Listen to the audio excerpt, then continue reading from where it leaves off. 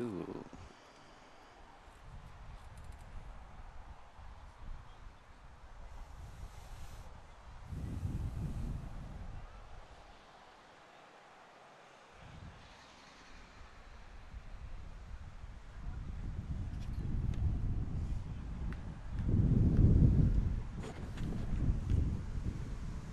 And I think we're live. Welcome back to the 2018 Canadian Lawn Bowling Championships. I'm Jake Shuknick, joined again by Terry Scott. How are you today, Terry? Yeah, good today, Jake, and a little bit breezy at different conditions to what we had yesterday, so be interesting to see how the bowlers handle that. Yeah, it is very breezy. I'm told that we're expecting 50-kilometer gusts today, so it could be a windy one. So we got men's fours here today. We got BCB versus Alberta A, and they're already just into the first end here.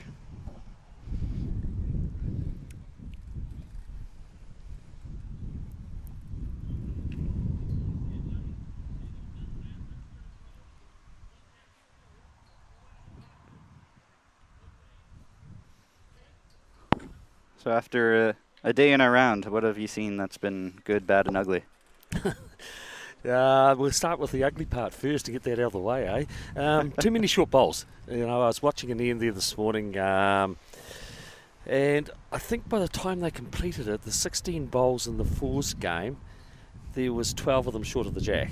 Now, when the skips came to change over, they didn't change the head, and the simple reasons why they didn't change the head is they had to negotiate too many bowls and they just couldn't get into it. So too many short bowls on an overall basis. It's a case of trying to get the players to learn to get bowls into the scoring zone, just in that metre and a half past the jack on a triangle out, and they'll be effective in the latter part of the game. So just having yarned to one of the players about it then, and he was striking the same situation and was asking me for some advice. So that's the unfortunate part that I've seen so far, or the ugly part as we refer to it.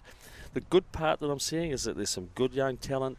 And the thing being is, if they're having a difficulty, they're coming to me after a game and just having a yarn and just getting some reassurances as to whether they're doing the right thing and as to what steps they can take to improve their game. So it's not about coming to see me, but it's about the fact that they're recognising it themselves that they need to make some improvement if they want to get to the top and be successful at this event. So that's the real good thing that I'm seeing, and seeing some of the young players that came through from last week. They had a tough week last week at the Youth Championships, and then they've moved on to this event, and you know, they find it quite demanding and playing so many bowls at such a high level. So just getting some reassurances in those areas, it's welcoming, and it's good to see that they're willing to take or willing to seek advice and then and learn from that. So you know, there is the good and the bad, but I think overall we're seeing some fantastic bowls. Great stuff. So I'll give a quick rundown of the player names. Not that many of the folks watching at home will need a reminder of who's playing, but for Alberta, we've got Roy Riege at skip.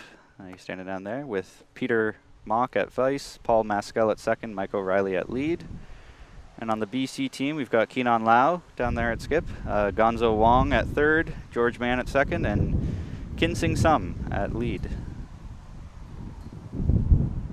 Saw a little bit of jack movement there from Peter Mock early to knock the jack back, so now it looks like there's quite a cluster for Keenan and Roy to have to sift through.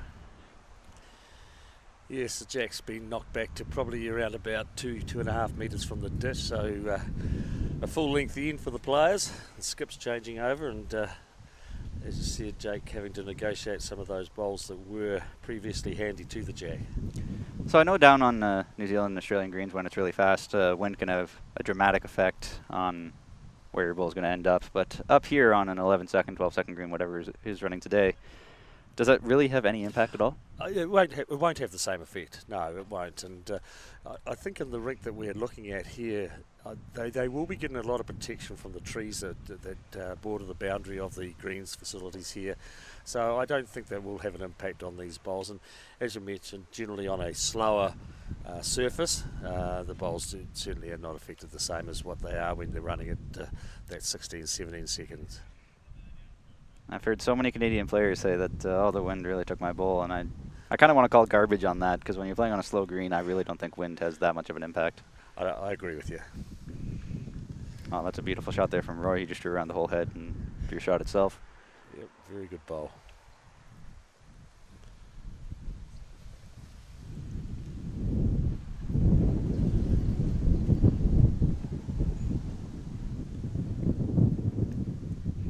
As always, if you have any thoughts, questions, comments, feel free to reach out to us on social media, Facebook or Twitter at BCB Bowls. Fire away your questions for Terry Scott while he's still here. Don't make him too hard.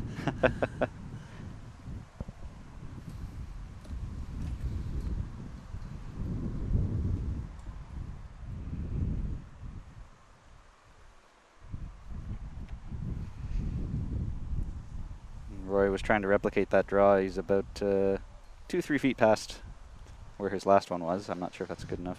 Just the one. It might be just the one shot.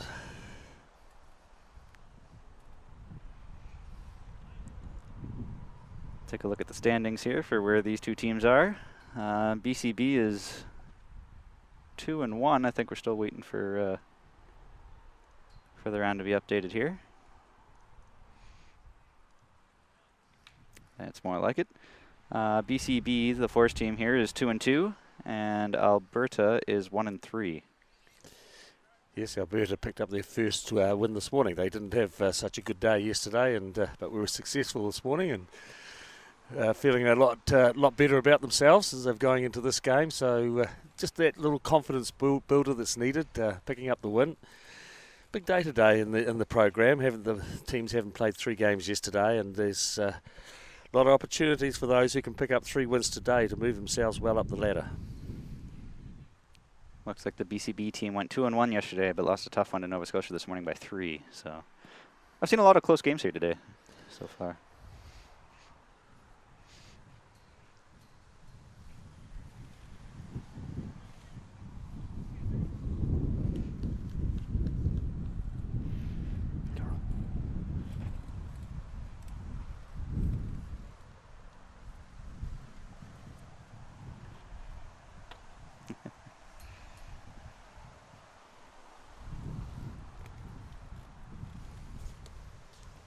Might work even better. There we go.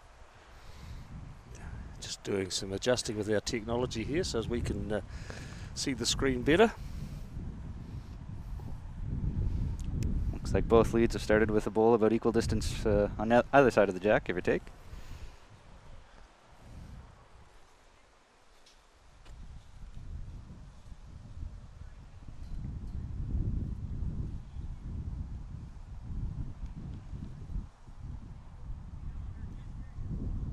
Might be some hard lines here as neither player is really getting them that close line-wise. Yeah, just looking at that rink this morning, the game that was on the rink, it took a wee while for the players to adapt to it. It was quite narrow. Didn't take the natural draw that you were expecting from it. So I did notice that the first 3 or 4 ends there was some fairly loose bowls on it, and it then started the head started getting tighter after that. So just the players at the moment looking to adjust, even though they have trial ends. It's funny when you get into the game, you still struggle to adjust when you should have expected to know the lines. It's interesting too with fours, you only get 2 bowls for trial ends, whereas with pairs, I guess you get 3, singles you get 4, right? So yep. You've got to make the best of them when you've got them there. It's a great shot there.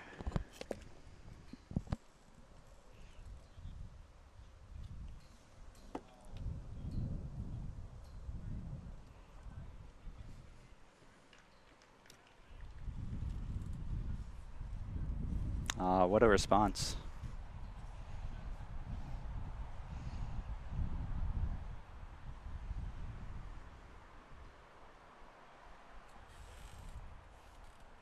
Throwing away a little bit of debris there. I guess there might have been some loose leaves that blew onto the green.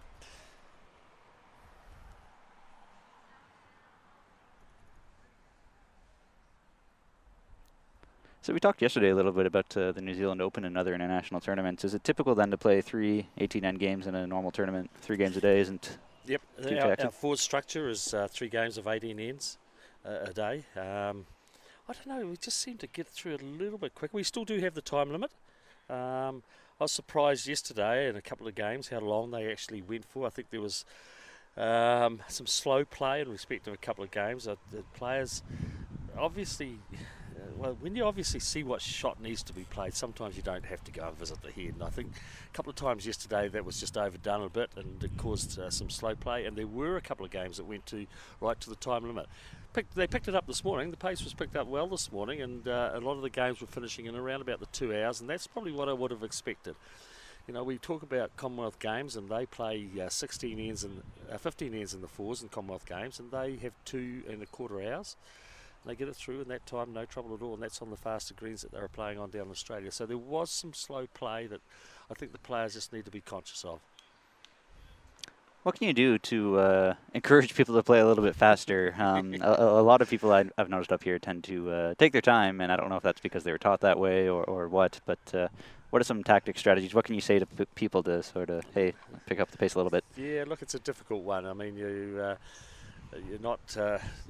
You've got to have respect on the green because you have some various age groups of people, and some are a little bit slower moving than others. So you need to have some respect about that, and it's a difficulty when you're trying to get those games through on time. And I think sometimes if it is getting near the final whistle for the game, and you just need to remind your opposition that, hey, look, we are on a time limit. We just better be a little bit conscious of the fact that we're getting near the end of our game, and the time limit is also coming up. So sometimes you can do it amicably. Yeah. New this year to try to help encourage people to pick up the pace a little bit more. We introduced a new rule for fours where the vice can't stand down with the skip, or the third can't stand down with the skip. Is that something that happens a lot internationally, where the third stands down there with the skip at the head? It possibly at international play, but generally doesn't at our national championships. We have the opportunity that the third can go down and have a look at the head, but not often that they stand down with the skip. And it's not. Look, it can be a good thing. It can be detrimental to your game. And I think it's a preference thing rather than a compulsory type thing. So, look, it was a good move, I think, to remove it in respect of this event, particularly in light of the fact that we have been going close to that 2.5 hour period, time period. So, if they were standing down there, I think it would have been a lot longer somehow. Especially if they do it every end. Yes, yes. And I think if you're going to do it, you've got to do it every end because you're doing it for the wrong reasons then otherwise. Mm-hmm. Mm-hmm. Yeah, I think it speeds up the game a little bit, just even 15 seconds a person, because each vice, if each vice on each team is doing it, then that's a 15-second walk back and forth for each team, and that'll add up to a few minutes by the end of the game. Maybe not a whole lot, but every little bit makes a difference. So we got Terry. We got a question from Daryl, a very easy one. Is Terry a morning person? It's only 7 a.m. in Dunedin. He's starting to understand our time frames. Yeah, no, look, I am a morning person, to be honest, Daryl. I generally get up very early in the morning and like to get my day underway. I always think that I can do my best work in the mornings, and by the end of the day you always have people coming around and interfering with you, annoying you and asking you all these questions. You don't get too much work done, so I love getting to work in the morning. Yep, I am a morning person, Daryl. Early in the morning you don't get questions from Daryl. It's not till afternoon that Daryl starts bugging you with questions. Fair enough. That's when I start getting inundated with the emails from him.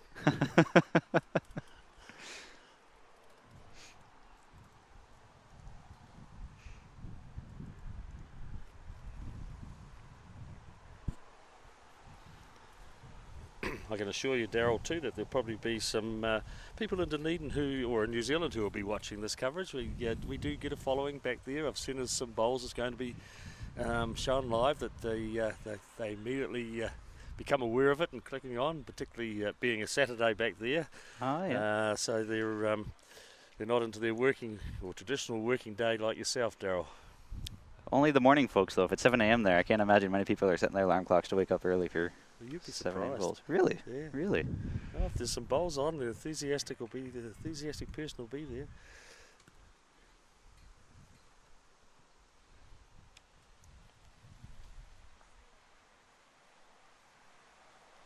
So I think for my entire time at BCB, this is the third event I've been to, third championship now. Keenan Lau, the BC skip on the mat right now, has been to every single event that I've been to. Whether it's pairs or fours or triples, he's here in some capacity or other. And BC has about, I think, 4,000, maybe 4,500 bowlers in the province. So for him to get out, that's I think our second biggest province in Canada in terms of bowling numbers. Oh, that's a huge achievement, isn't it?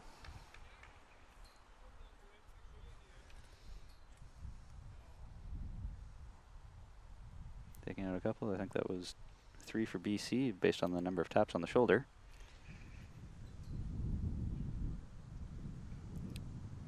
I don't know if Rory's going to change the scoreboard either, so I'm hesitant to say that it was 3, but we'll put it there for now.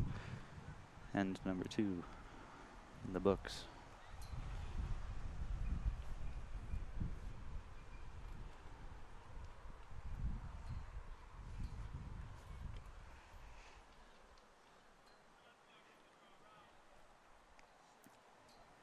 So for those who don't know the Canadian landscape too much, British Columbia is our most western province, and Alberta is right next door to it. Both are fairly large in terms of landmass, so I'm not sure how often players drive back and forth between the two provinces to compete against each other, but I wouldn't be surprised if these two teams have seen each other more often than not and are comfortable with strengths and weaknesses of their opponents.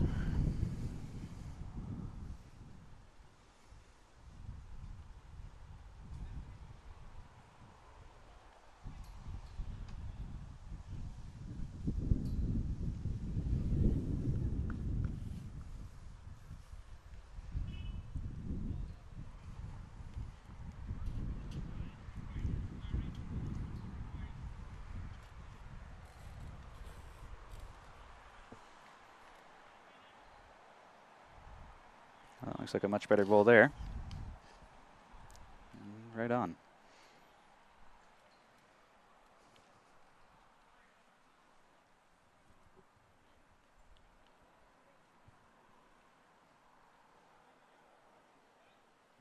So if you're introducing someone new to the sport, do you focus more on line or weight when you're first introducing them to it, or do you just combine them both together and say, here's what you got to do? Generally focus on line for a start. I think weight comes naturally. So looking at the line for a start is what we were generally taught, and it's what's generally taught these days, particularly in our country. It is. It's the line is the hardest thing to get, and as I said, the weight will tend to come naturally. So generally focusing on line. That's interesting. I'm not sure what goes on here in Canada, what people teach most or most frequently. I think when I was taught, it was just sort of a combination of both. Here's your line and your weight, and I'll figure it out.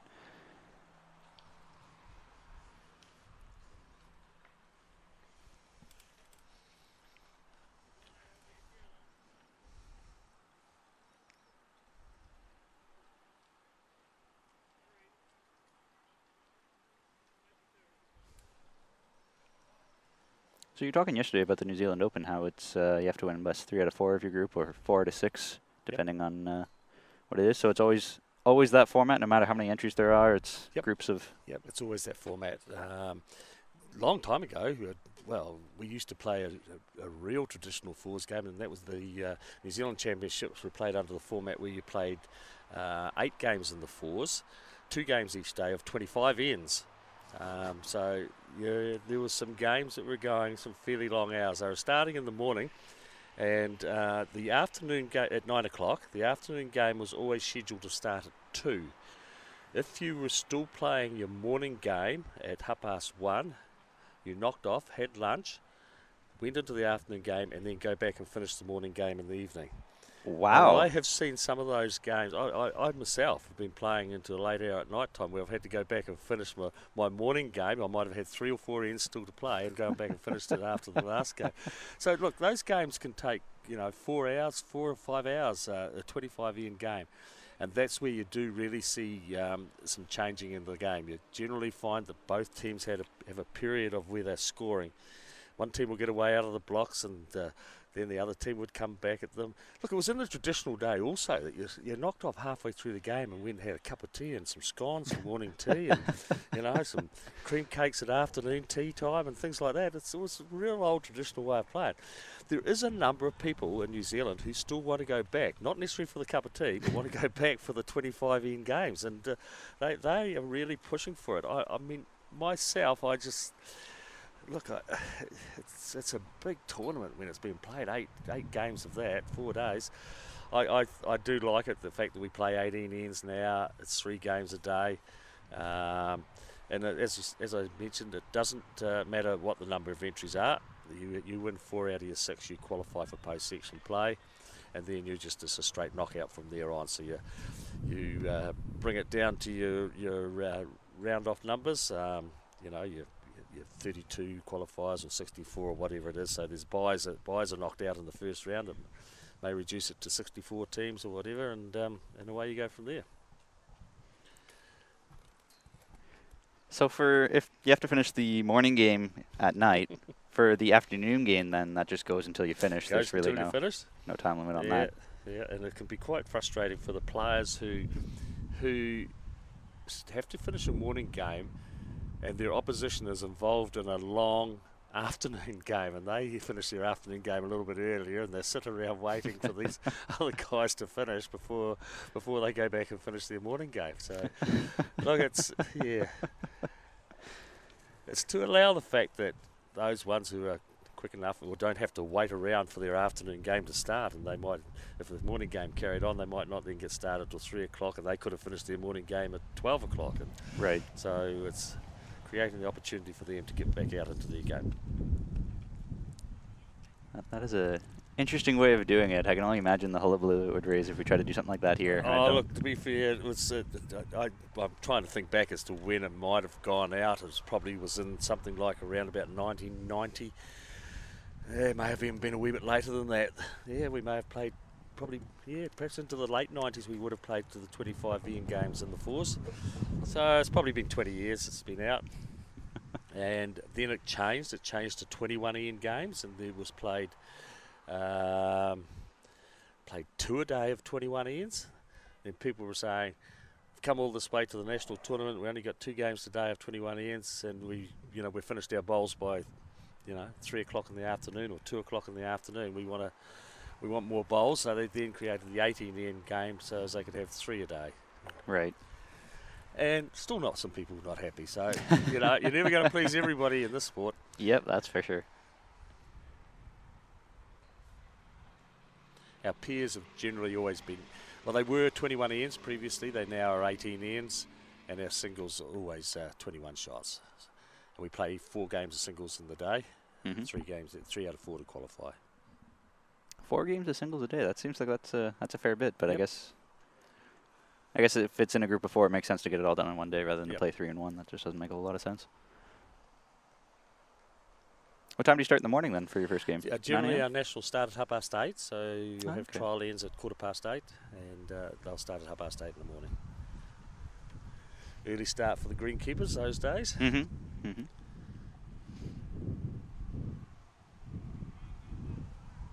Do you get much national coverage down in New Zealand? Do you have radio stations, TV shows, stuff like that coming out? Yeah, look, when we have a national tournament, we get some very good coverage through... we have a radio station called Radio Sport in Dunedin. It's in New Zealand, and it does cover our bowls. They have a person, or generally Bowls New Zealand will have someone doing the reports and bowls, and it's usually someone who's been a little bit involved in the broadcasting, but also been involved in bowls, so as they know what they're talking about, which is the most important thing. So we do get some good coverage. Newspaper-wise, depends on the areas. I can say that the area that I came from, or come from, which is Dunedin, our newspaper coverage has just been absolutely awesome over the years. We had a fantastic bowls correspondent. He just loved coming in. He was a reporter for the paper, and he was always at the National Bowls Tournament, and he would do probably half a dozen articles every day in the newspaper.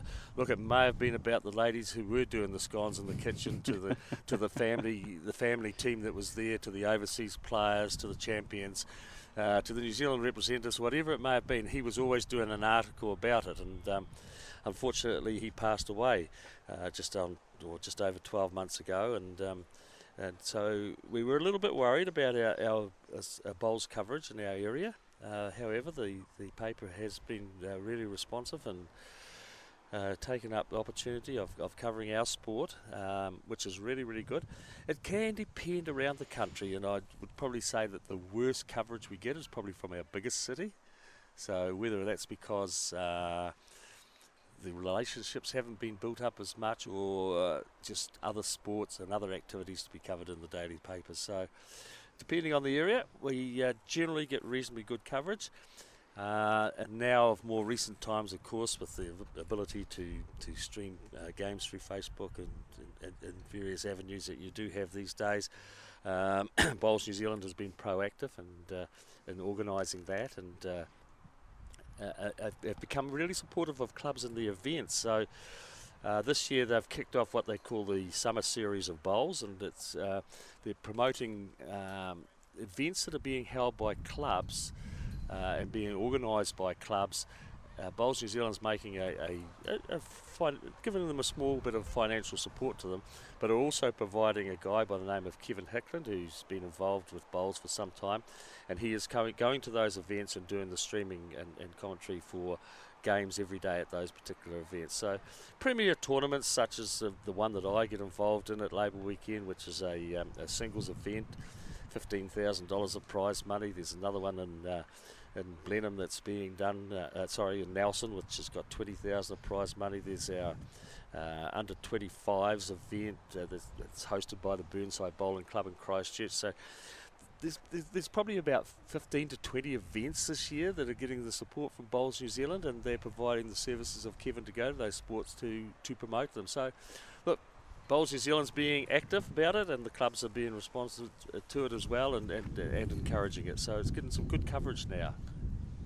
Well, that's good news. The reason I ask is I just saw a CBC reporter with a camera walk by here. He's from CBC, Canadian Broadcasting Company, sort of the main national news network in Canada that has stations in every province. And I believe he's been at, not this particular individual, but CBC's been at every national championship I've been to, I think, for the past 3 years, which is always great to see that it's getting a little bit of national coverage, I guess. Yeah, it's awesome. It's awesome. As Terry may have noticed, there are no lines permanently drawn on the greens in Canada. What are your thoughts on having permanent or semi-permanent lines on the greens for all centres and boundaries? Look, I think it's fantastic to have lines. We basically have it as a must in our area now. Even for our interclub competitions, it's clubs are told that they should provide centre lines, not necessarily boundary lines, but centre lines anyway. And once again, it speeds up the game so much. And when you're playing in time limit games these days, it's just so helpful if you can just go and put the jack in it rather than someone down the other end waving 3 or 4 times to get it straightened up.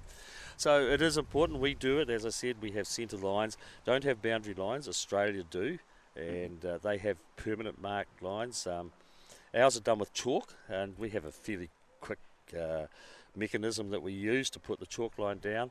To do one green, the centre lines at both ends of one green will probably take us around about 6 minutes to do. Wow. About 3 guys to do, and it's just it's so simple.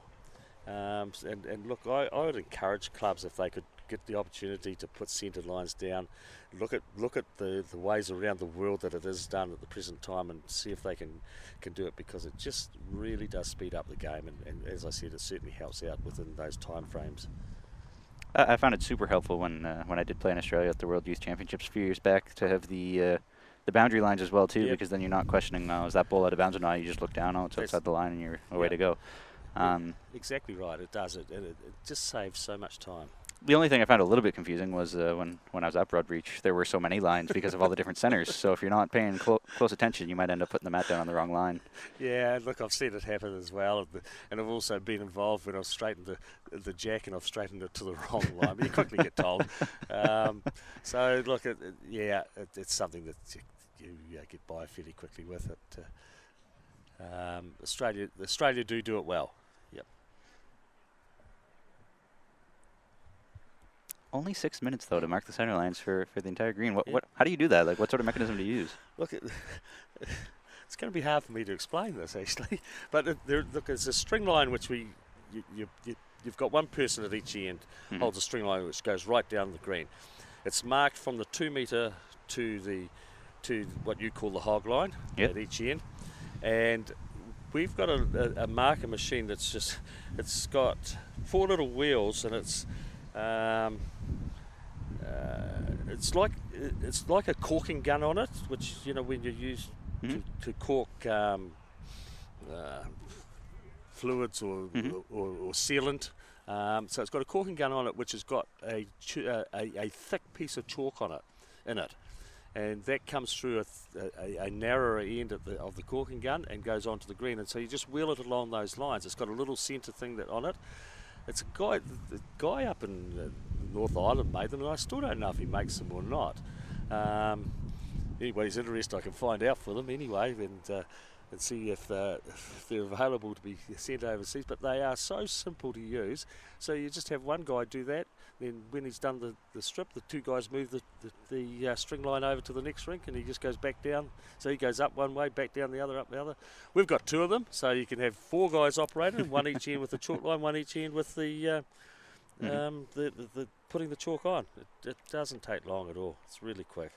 The machine you're describing is almost identical to a machine that a guy named Lyle Adams is from Alberta. He works for Wood Bay Turf Tech and deals with all sort of greens equipment, greens material here in Canada and the USA. And I'm not sure if he mimicked the one that you're describing or if he bought it from the guy you're describing, but he said he's looking to manufacture them up here, and it sounds almost identical to what you just described. So that might be something other Canadian clubs can look into in the near future. Oh, look, I think I'm trying to remember here, but we've had ours probably now for I don't know, I suppose about 15 years, and I would have a guess that they cost us something like about $75 each or $100 each. Might have been $100 each for the two.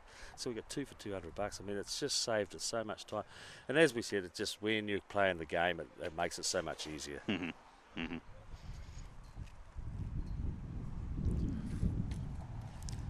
Down to the skips here as Roy Rees has just delivered his bowl. Looking to draw around the pack. There's really nothing out there on that side to impede him. That looks like not a bad shot. His teammates are happy with that. Yes, it's a token applause.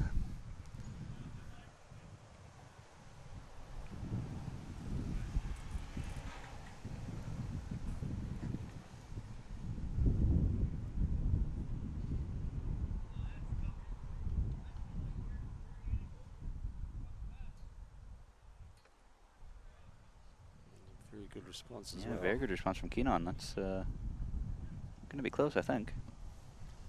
Yeah, Peter Moak's up there having a look. Just might get some indication. Alberta still holding the one.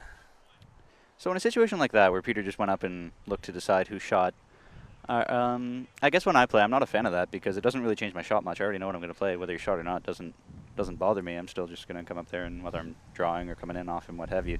Are you the type of person that wants to know what the count is before you roll your bull, or do you care? In that situation, I'm happy with what he did and letting them know that they still held the one shot, because it just may make you alter your shot. If you're one down, you may have decided that you would then play it a little bit heavier than what you would have the previous bowl, just to get some settled movement of the jack. So that situation there, I don't have a problem with. But so often I see players go up and have a look at the head and giving some indication when it's real obvious that you're not going to be changing anything, not even going to be changing your weight, your line, or anything. So that can be a little bit frustrating. You've just drawn a shot and you know that you've just got to really do the same again. It wasn't bad because obviously it's close enough for them to have a look at, and they're getting the measure out to who just to determine who actually has got the shot here. So it was a fair call to go up and give them an indication as to whether they held the shot or not.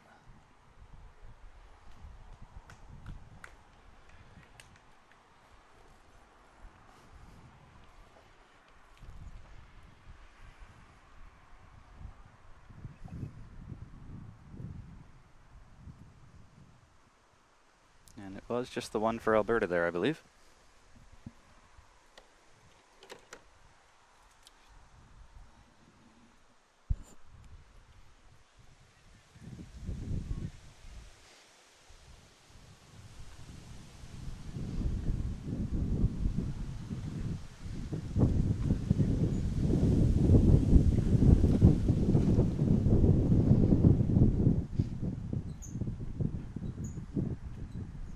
So we had someone ask us this question yesterday when I was commentating with Ian. Where do you see bowls going in the future? Like, what does 15 years from now bowls look like? Is it still the same now? Do we have different formats? Is it shorter, longer? Is it still separated men's and women's? Like, where do you, in 15, 20 years, what do you think bowls is going to look like? very good question. What did Ian come up with yesterday? Um, No, I won't. You don't have to reply to that, Jay. Look, I think that we have made some massive changes in the last 15 years. To be fair, we've gone a lot more to the more viewer-friendly style of game, and if you think about what I was talking about before, where we've moved away from that traditional 25 end games that we played back home in New Zealand, we've gone to 18 end games. I can see it changing. I think there's obviously more. Particularly possibly down in Australia, obviously, but I think there's more sponsorship money coming into the sport where moves are being made to change the appearance of it. And I talk about the BPL event, which is being held in Australia and New Zealand. Mark Casey, as I mentioned yesterday, being involved in a new event which has got I think something like about $500,000 in prize money.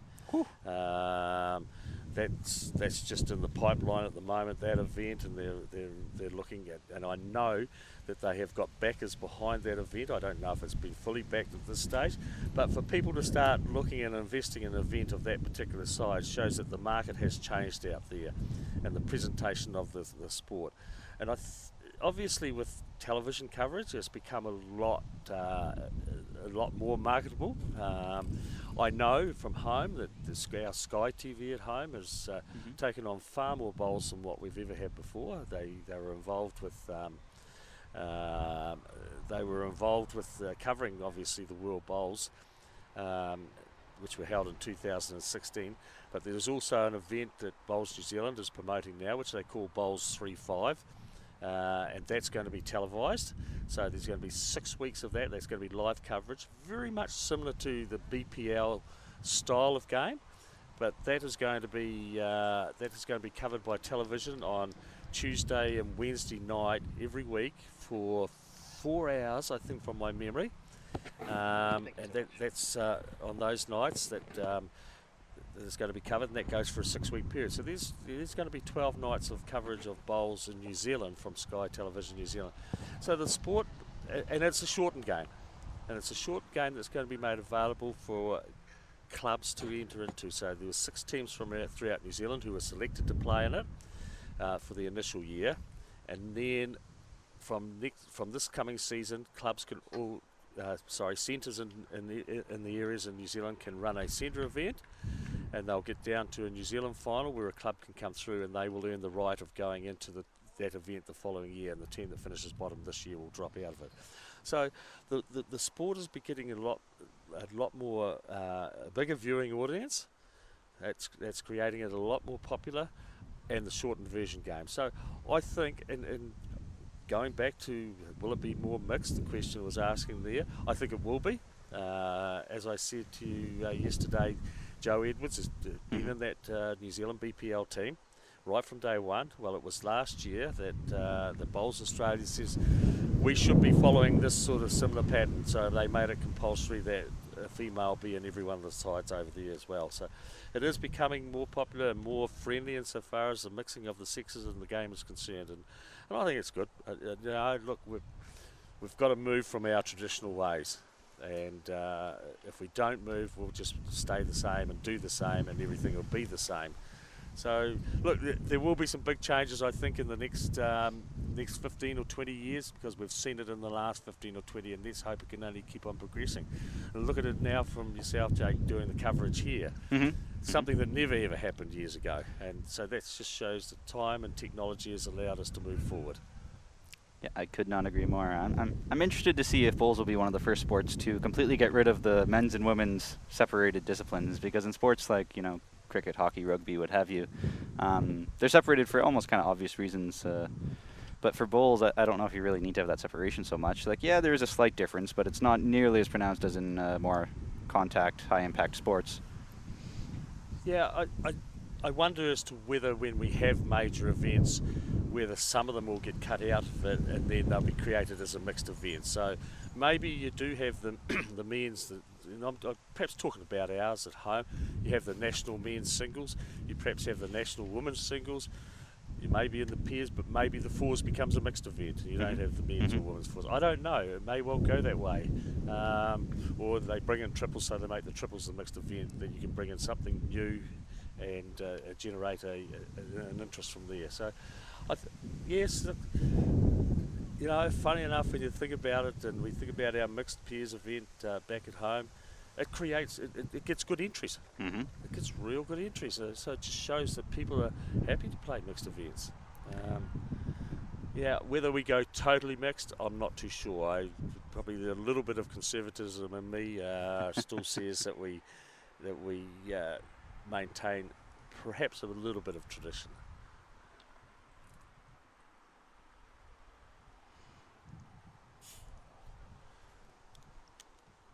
Yeah, it's kind of interesting because our mixed pairs is hands down our most popular championship too, and we actually considered making that maybe a mixed triples or a mixed fours just so we could get more people involved with it, just because it is the most popular event. We opted to stick with it and figured if it's not broke, don't fix it. But yeah, I don't know why mixed pairs, mixed events just happen to be, everybody loves them. Yeah, and look, it's an interesting you say about if it's not broke, don't fix it. One of my things that I got told some time ago, and a lady who was involved with high performance sport, she said, if it isn't broke, break it. In other words, continually to look at ways you can do it better. Don't sit back and say we've got it right.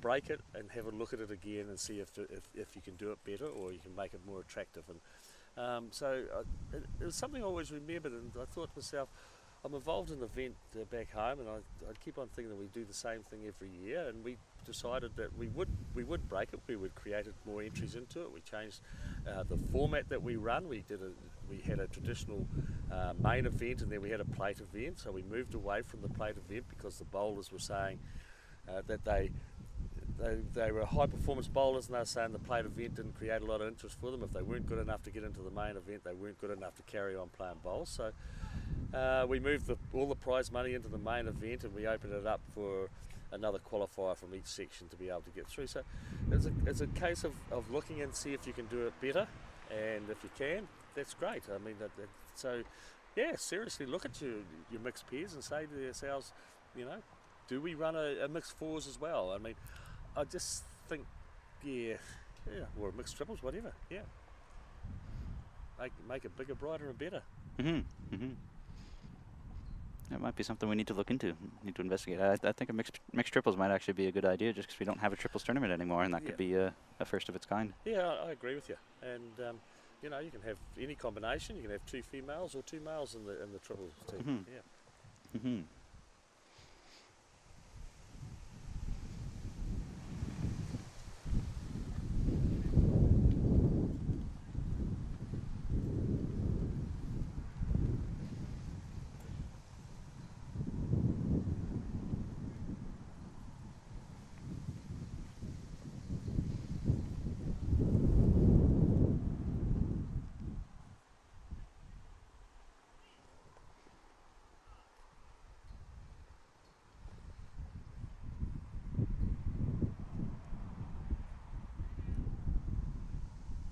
As BC counted there, they've brought the mat up just a little bit, not much, just a couple paces, I think, just to get it off the tee.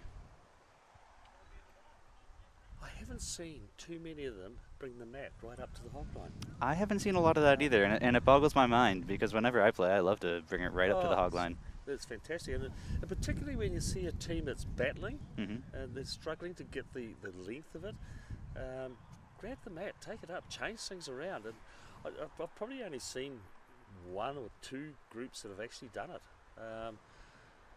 So it's just another tactical play that you can employ in your game.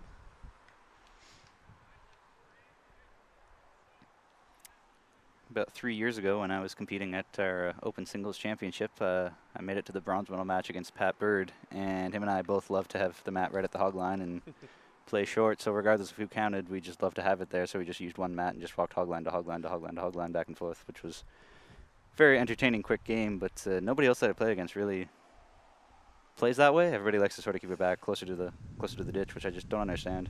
Yep, and it's, you know, you just raised another interesting thing there about carrying the one mat. I mean, this is where I noticed some of the things so different when I come over here is that, particularly, well, obviously in singles, we always carry the mat in singles. So the last player will play and the other person will pick up the mat and take it up.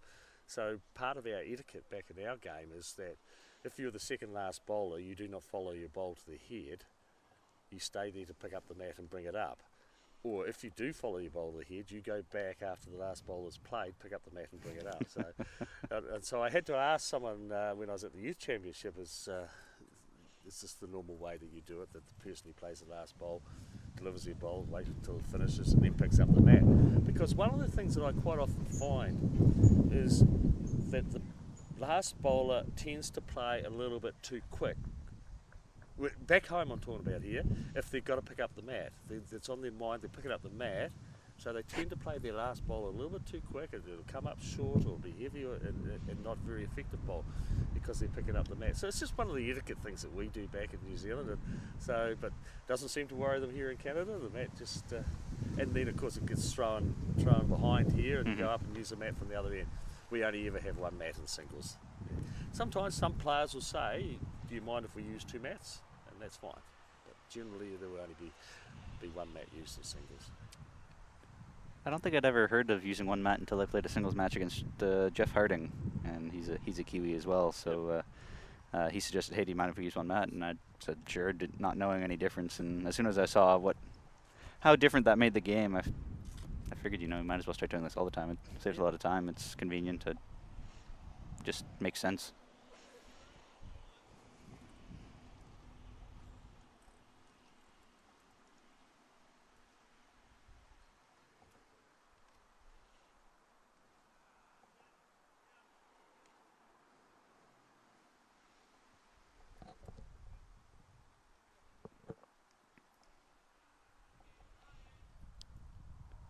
So I'm not sure if Roger's played here before, but Roger Smith is a Quebec bowler. He's messaging me on Facebook saying the slope to the ditch is brutally steep here, 1.5 feet to 2 meters through.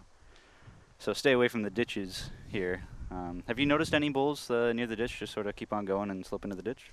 Yeah, I have actually. There is some areas that there is quite a roll off to the ditch, and that's a little bit unfortunate.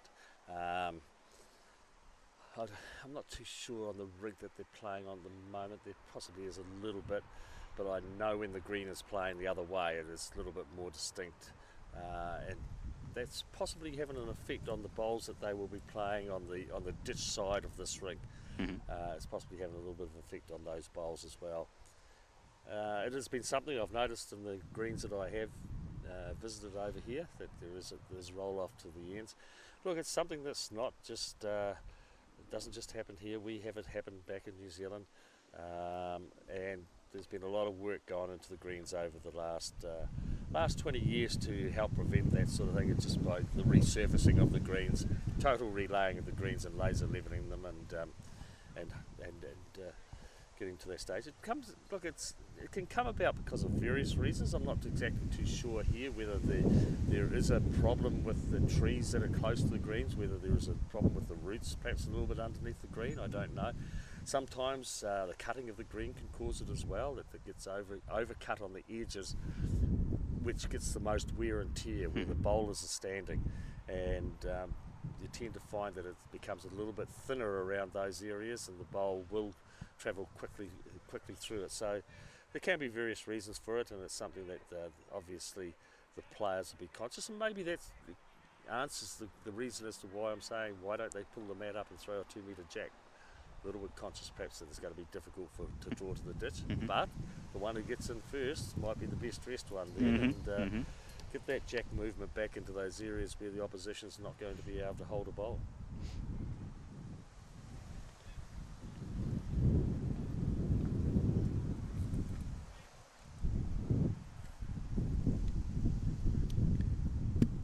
Hard to tell with this camera angle, but the jack's just tucked behind that white ball there.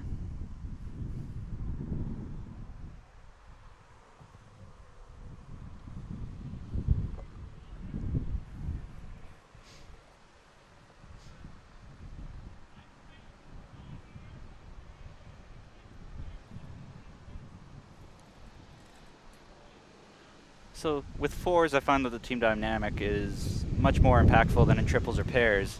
Do you have any tips or tricks for how to keep your team on the same page throughout a game? Because I've seen many a fours team blow up, and I don't really see that in triples or pairs or anything else. I don't see that nearly as often, but in fours, for whatever reason, it seems to be much more pronounced with the team dynamic. Yeah, I think it comes about because in triples you seem to be more actively involved. All three players are really involved in a triples game. Even though the lead does lead and doesn't have too much say, there's more communication, I think, between the lead and the vice in triples than what there is between the lead and the second and the vice and fours. So, look, it's a tough ask for the skip.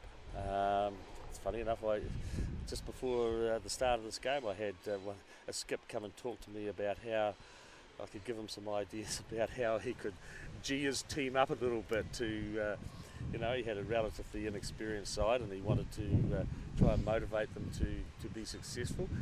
He's done pretty well so far, I can say. He had good results yesterday, but unfortunately he had a significant loss today, and I think he was just feeling from that loss. But look, it's about encouragement. I mean, you're not going to get support from your teammates if you're going to be critical at them. And so often we see players or skips saying about how often one of their players might be playing short bowls or how heavy you are, and you're too wide, you're too narrow, get them up, all those sort of statements.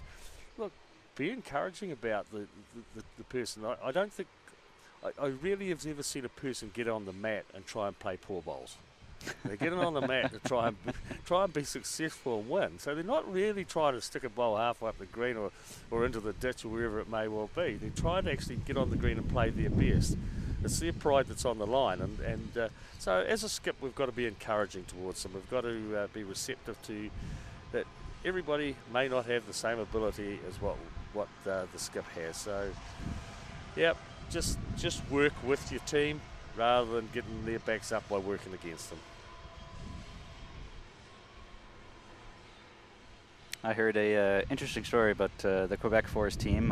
Their skipper, David James Smith, told me that to try to really build that team bonding, team camaraderie, he invited all of his teammates and wives over for cards and dinner and whatnot leading up to the events. So they were hanging out about once a week leading up to this just to really get to know each other and be on the same page, which I thought was a very interesting way to build that teamwork, that team camaraderie. I don't know if I've heard of other Force teams doing that, but I think that's a very unique idea to make sure everybody's on the same page going into an event. Yep, and look, that's so important. Look, when I was younger and enthusiastic in playing the game, and I had a group of players of very similar age to me. One of them was Mike Kernahan, who's gone on to represent New Zealand significantly and has had huge success in the sport. So Mike was at the same club as me, and two other fellas that were in the same club, and one a little bit older than me and one a little bit younger than me. Whenever we played together, we always went to breakfast the morning together at one of those players' houses. So if it was my place, I had to cook breakfast for the other three guys to arrive around at my place on the Saturday morning before we went and played in this championship event. And if we got through and qualified that day, and we went to the Sunday for our post section, one of the other guys would do it. And look, simply all it was simply getting together and talking a load of rubbish. But it was a bonding thing. It was something to, probably more criticism was levelled at the quality of the breakfast than anything else. But it was about getting together and having a bit of fun. Mm-hmm. But what we were actually doing behind it all was we were actually building a little bit of good relationships between us, and we had success. I might say we had some great success in that fours team. And people used to say, hey, you guys get on so well together. What do you do? Well, it's just a case of working together. When we finished, we sat and had a beer together with the other guys, and that's a good thing of David's. Just saying, let's come around to our house and we'll have a dinner tonight or whatever, and it's building up, getting that team bonding going. So, yeah, it's all part of it. If you can work with your fours team and doing those sort of things, it's fantastic.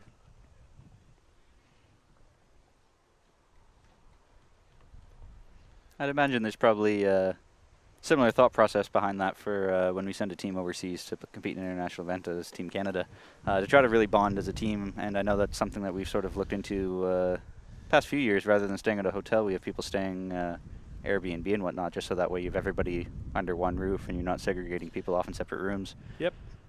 Very important. And also just, and it's something in my role that since I've been coaching with the side, has made sure that you're having those team meetings together, that you have overall team meetings, but also that during the event, if you're going out for a meal, you all go out together for the meal and have a team dinner together. Not every night. You can't do it every night. People don't want to do it every night. But you might say, well, okay, this week our team dinner is going to be on Tuesday evening, so everybody be ready. We're going out for a team dinner on Tuesday evening. No one else make any other arrangements. So it just keeps the team together. It bonds them together. And look, I think it worked really well when we were away to the Commonwealth Games. I made sure that we went up to the dining room together a couple of occasions just during that event to have that meal together, and I think it's important.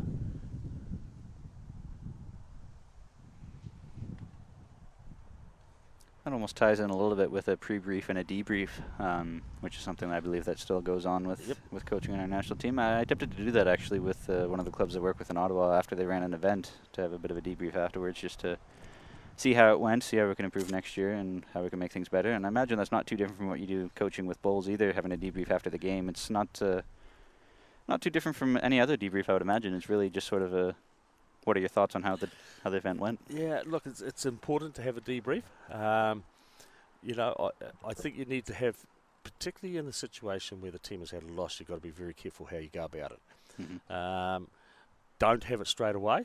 You've got to let the players get rid of their emotions insofar as that loss is concerned, and then get them together and have a little bit of a yarn. And it's tough at some of these events because you don't have much time before you perhaps move into your next competitive game.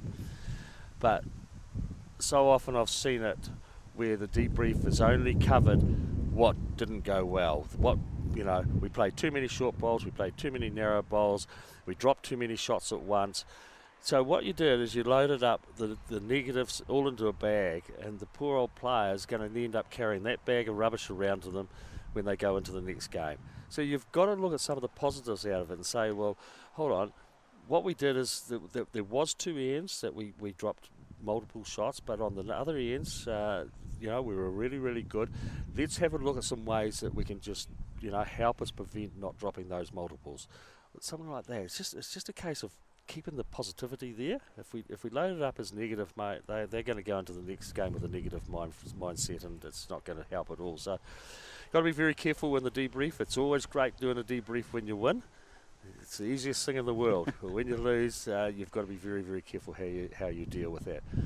But also, when you do win, you need to cover off some of the areas that perhaps didn't go so well, and say, what can we do to make those things better?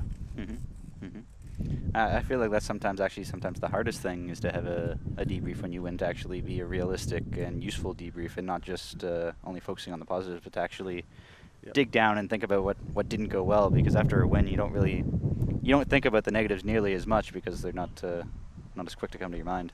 Yes, I'm just conscious that you don't give the player a sack of negatives to carry around. Mm-hmm. And sometimes you just have to walk up to them and say, well, we'll flush that one down the toilet and we'll move on to the next game. It's just it's sometimes you just cannot do the debrief because there's just too much emotions, and it's gone a real bad game.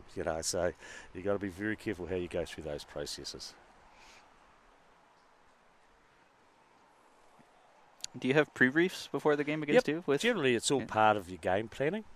So getting together, just talking through as to what processes you're going to adopt, and so far as the game is concerned, just areas. If we win the toss, are we taking the jack? What sort of length of end suits our team best? Mm-hmm. Is it long ends, short ends? So get the team together as to determine as to what length of end they prefer.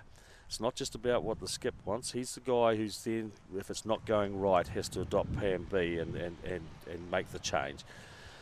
So also you just need to work out as to what the areas that they are looking to, breaking down your game. So your 18 end game, you're breaking it down into your components of 6 ends or 12 ends and the 18 ends. So, and reviewing it when you're going through that process. So look, it's all part of that preparation for the game. Have you ever had the, I'm going to say opportunity, where you've had to intervene mid-game of a team you've been coaching, whether it's our team or any other team back home in New Zealand or any club team? I have had the opportunity to do it, and I look, it's an area that we need to become more proactive in. And that includes myself. I'm certainly not exempt from it, and it's an area that an era of players struggle to accept, particularly older players. When I say older players, those who have been in the game a lot longer. The youth of today are really receptive to it. They are looking for support from their coach, and they go to the coach for their support. But the older, or as I said, the ones who have been playing a little bit longer struggle to accept it. So it is necessary, because sometimes on the bat you can see some things that the players don't see.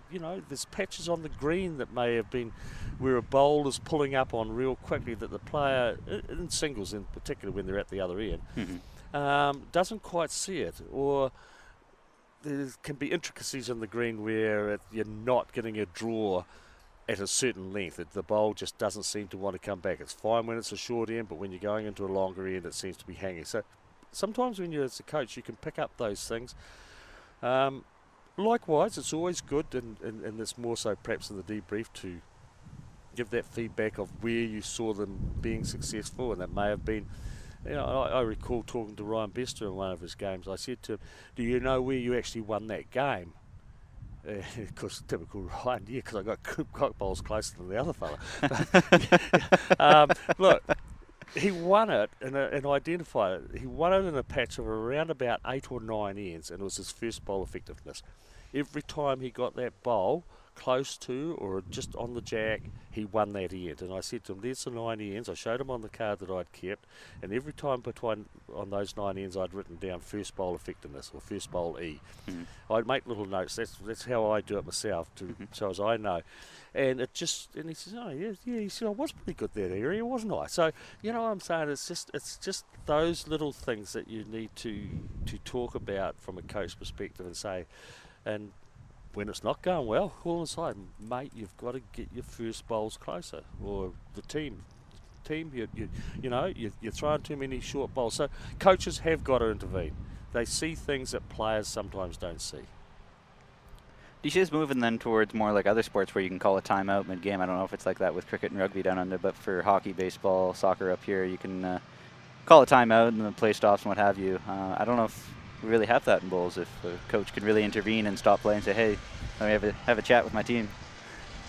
Yeah, well, obviously, this day and age, and likes of rugby down home where you don't have your timeouts on it, but there's so much communications going between the coach's box now and the field staff. The guys that are down on the reserves bench, working with their water boys and getting communications out to players. It's so simple these days with the technology that's being done. So effectively, it's the same thing. The coach is interfering from the boxes to way up in the top of the stand somewhere, and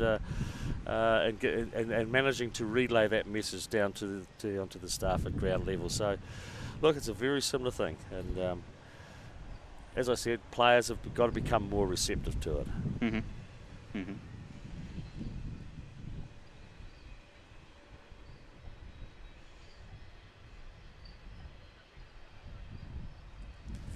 So we're about an hour into this game here, so still got about an hour and a half left. They've just wrapped up the 7th end, I believe. 11-2, is that what the score is there? I think that's exactly what it says.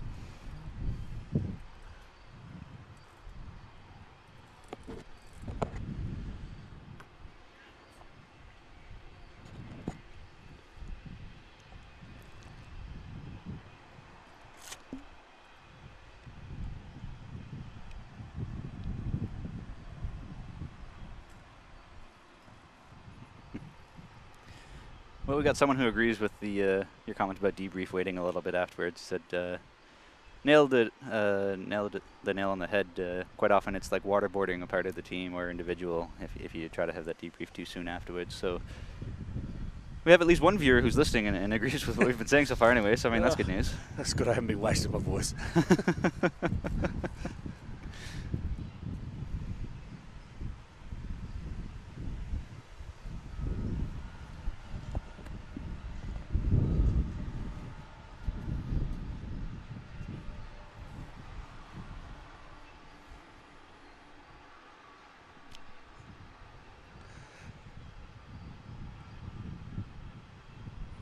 So what would typical club size be down in New Zealand then, number-wise? Oh, look. I know it varies. There are some huge, Yeah. some small, but if you had to give an average. I dare say we can work it out a little bit mathematically here, can't we? If we've got around about the 500, let's say 500 clubs at around about 35,000 registered bowlers. So what's that, about 70 per club? Pull out the old calculator, 'cause my math's terrible. I'm not going to try to do that. You have to get your phone out to check that out on me, don't you?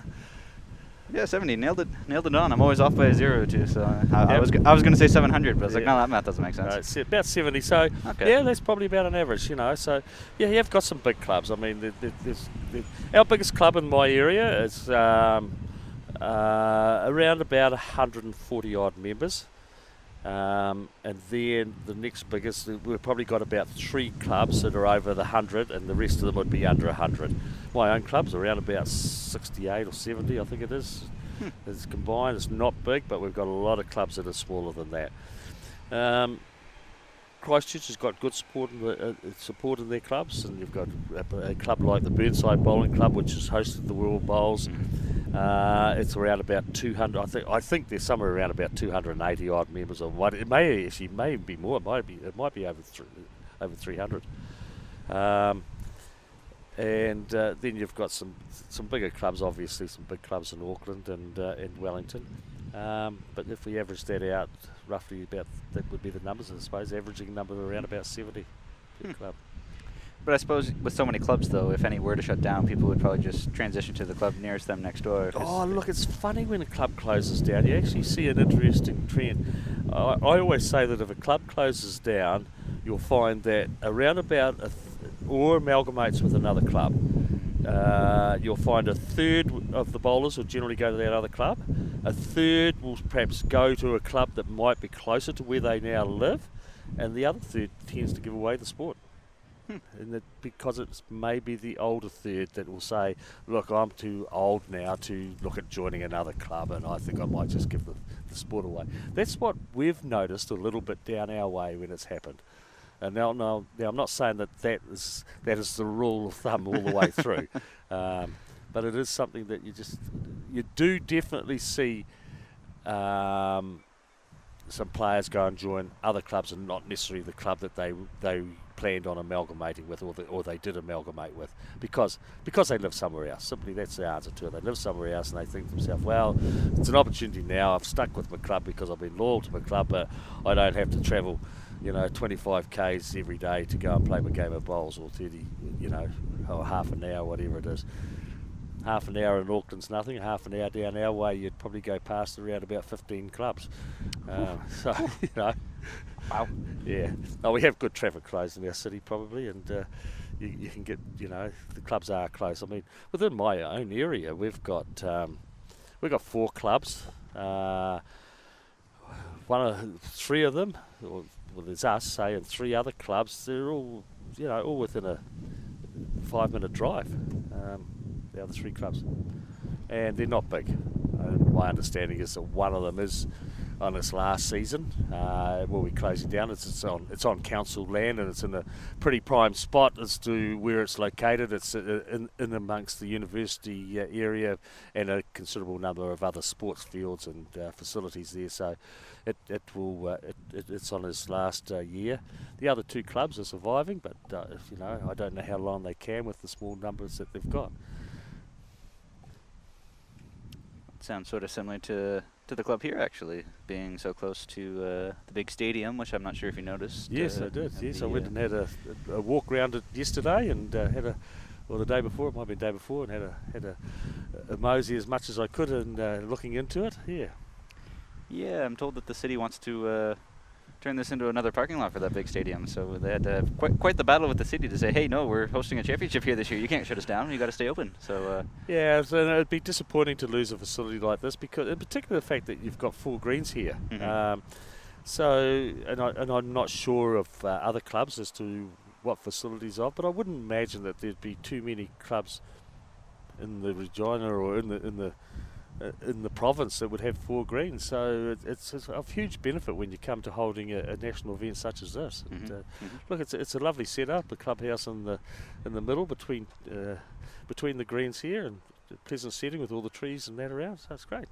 Yeah, there's actually only 3 clubs in all of Canada that have 4 greens. There's this one, there's one in Alberta, the Commonwealth Club, and then there's one in BC in Victoria on the island there, the Wanda Fuca Club. And as it would happen, hosting this championship here, last year it was at the one in BC, and the year before that it was at the one in Alberta. So I've got to see all 4 deckers in the past 3 years, which has been quite nice.